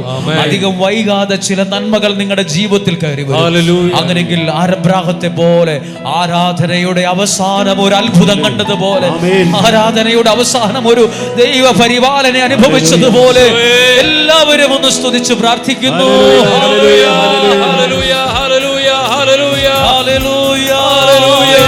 യേശുവേ കരമടിച്ചു പാടാമോ? അബ്രഹാമിന്റെ ദൈവമല്ലയോ അത്ഭുതം ഞാൻ ചെയ്യുകയില്ലയോ? അബ്രഹാമിന്റെ ദൈവമല്ലയോ അത്ഭുതം ഞാൻ ചെയ്യുകയില്ലയോ? ചെങ്കടലിലും വഴി തുറക്കാൻ ഞാനെന്നു ശക്തനല്ലയോ? ചെങ്കടലിലും വഴി തുറക്കാൻ ഞാനെന്നു ശക്തനല്ലയോ? വിശ്വസിച്ച് കരുതുന്നവൻ ഞാനല്ലയോ? കലങ്ങുന്നതെന്തിനു നീ? കരുതുന്നവൻ ഞാനല്ലയോ? കലങ്ങുന്നതെന്തിനു നീ? കണ്ണുനീരിന്റെ താഴ്വരയിൽ കൈവിടുകയില്ല ഞാൻ നിന്നെ. കണ്ണുനീരിന്റെ താഴ്വരയിൽ കൈവിടുകയില്ല ഞാൻ നിന്നെ. എല്ലാവരും നിന്നെ മറന്നാൽ ഞാൻ നിന്നെ മറന്നിടുമോ? എല്ലാവരും നിന്നെ മറന്നാൽ ഞാൻ നിന്നെ മറന്നിടുമോ? ഉള്ളം കരത്തിൽ നിന്നെ വഹിച്ചു എന്നും നടത്തിയിടും തരയിൽ. ഉള്ളം കരത്തിൽ നിന്നെ വഹിച്ചു എന്നും നടത്തിയിടും തരത്തിൽ. ഉള്ളം കരത്തിൽ എന്നെ വഹിച്ചു എന്നും നടത്തിയിടും തരയിൽ. കരുതുന്നവൻ ഞാനല്ലയോ? കലങ്ങുന്നതെന്തിനു നീ? കരുതുന്നവൻ ഞാനല്ലയോ? കലങ്ങുന്നതെന്തിനു നീ? കണ്ണുനീരിന്റെ താഴ്വരയിൽ കൈവിടുകയില്ല ഞാൻ നിന്നെ. കണ്ണുനീരിന്റെ താഴ്വരയിൽ കൈവിടുകയില്ല ഞാൻ നിന്നെ. കൈവിടുകയില്ല ഞാൻ നിന്നെ. ഹല്ലേലൂയ. ബലിയർപ്പിച്ച അബ്രഹാം അധികം വൈകാതെ കയ്യെത്തുന്ന ദൂരത്ത് കണ്ണുകൊണ്ട് നോക്കിയ കാണുന്നത്രയും അകലത്തിൽ ദൈവം ഒരുക്കിയത് കണ്ടു. അതെനിക്കും കാണാൻ കഴിയണം, എനിക്കും അത് വേണം. ഈശോയുടെ നാമത്തിൽ ഏൽപ്പിച്ച് അനുഗ്രഹിച്ച് പ്രാർത്ഥിക്കുന്നു. ആമേൻ. നിങ്ങൾ യേശു ക്രിസ്തുവിന്റെ നാമത്തിൽ അത്ഭുതം കാണും. നസ്രായനായ യേശുവിന്റെ നാമത്തിൽ ഒരു വിടുതൽ അനുഭവിക്കും. ഈ ഞാൻ നിൽക്കുന്ന ഈ അൾത്താറിൽ നിങ്ങൾ ഒരു അനുഗ്രഹം പറയും. അത് വിശ്വാസത്തിൽ ഒരു നേർച്ച നേര്, വിശ്വാസം ഒരു നേർച്ച നേര്. ഈ ഒരു അനുഗ്രഹം ഞാൻ ഇവിടെ വന്ന് പറയും. പൈസ കൊടുക്കൂന്നൊന്നും നേർച്ച നേരണ്ട, പക്ഷെ എൻ്റെ ഒരു അനുഗ്രഹം ഞാൻ ഇവിടെ വന്നു എന്ന് പറ. എൻ്റെ ഒരു അനുഗ്രഹം ഞാൻ ഇവിടെ കയറി നിന്ന് പറയൂന്ന് പറ. നിങ്ങളത് പറയാൻ ദൈവം നിങ്ങളുടെ കാലുകളെ, നിങ്ങളുടെ നാവിനെ, ശരീരത്തെ സഹായിക്കും.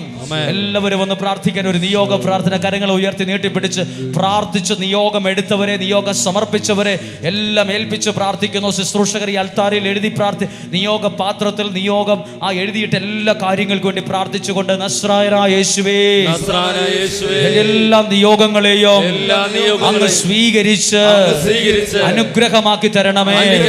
നസ്രായനായ എൻ്റെ യേശുവേ, എൻ്റെ ഈ നിയോഗങ്ങളെ അങ്ങിന്ന് സ്വീകരിച്ച് എനിക്കത് സാധിച്ചു തരണമേ. നസ്രായനായ എൻ്റെ യേശുവേ, എൻ്റെ എല്ലാ നിയോഗങ്ങളെയും അങ്ങിന്ന് സ്വീകരിച്ച് എനിക്ക് സാധിച്ചു തരണമേ. നസ്രായനായ എൻ്റെ യേശുവേ, എൻ്റെ എല്ലാ നിയോഗങ്ങളെയും അങ്ങ് സ്വീകരിച്ച് എനിക്ക് സാധിച്ചു തരണമേ. ആമേൻ, ആമേൻ, ആമേൻ.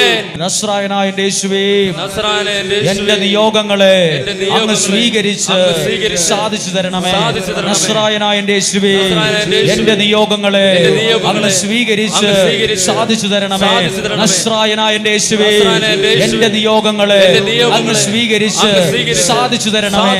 നസ്രായനായ എൻ്റെ യേശുവേ, എൻ്റെ നിയോഗങ്ങളെ, എൻ്റെ മേൽ നിൽക്കുന്ന തടസ്സങ്ങളെ, എൻ്റെ കുടുംബത്തിന് മേൽ നിൽക്കുന്ന ബന്ധനങ്ങളെ എടുത്തു മാറ്റി എന്നെ അനുഗ്രഹിച്ച് എന്നെ അനുഗ്രഹിച്ച് എന്നെ അനുഗ്രഹിച്ച് പറഞ്ഞയക്കണമേ, പറഞ്ഞയക്കണമേ, പറഞ്ഞയക്കണമേ. ആമേൻ. യേശുവേ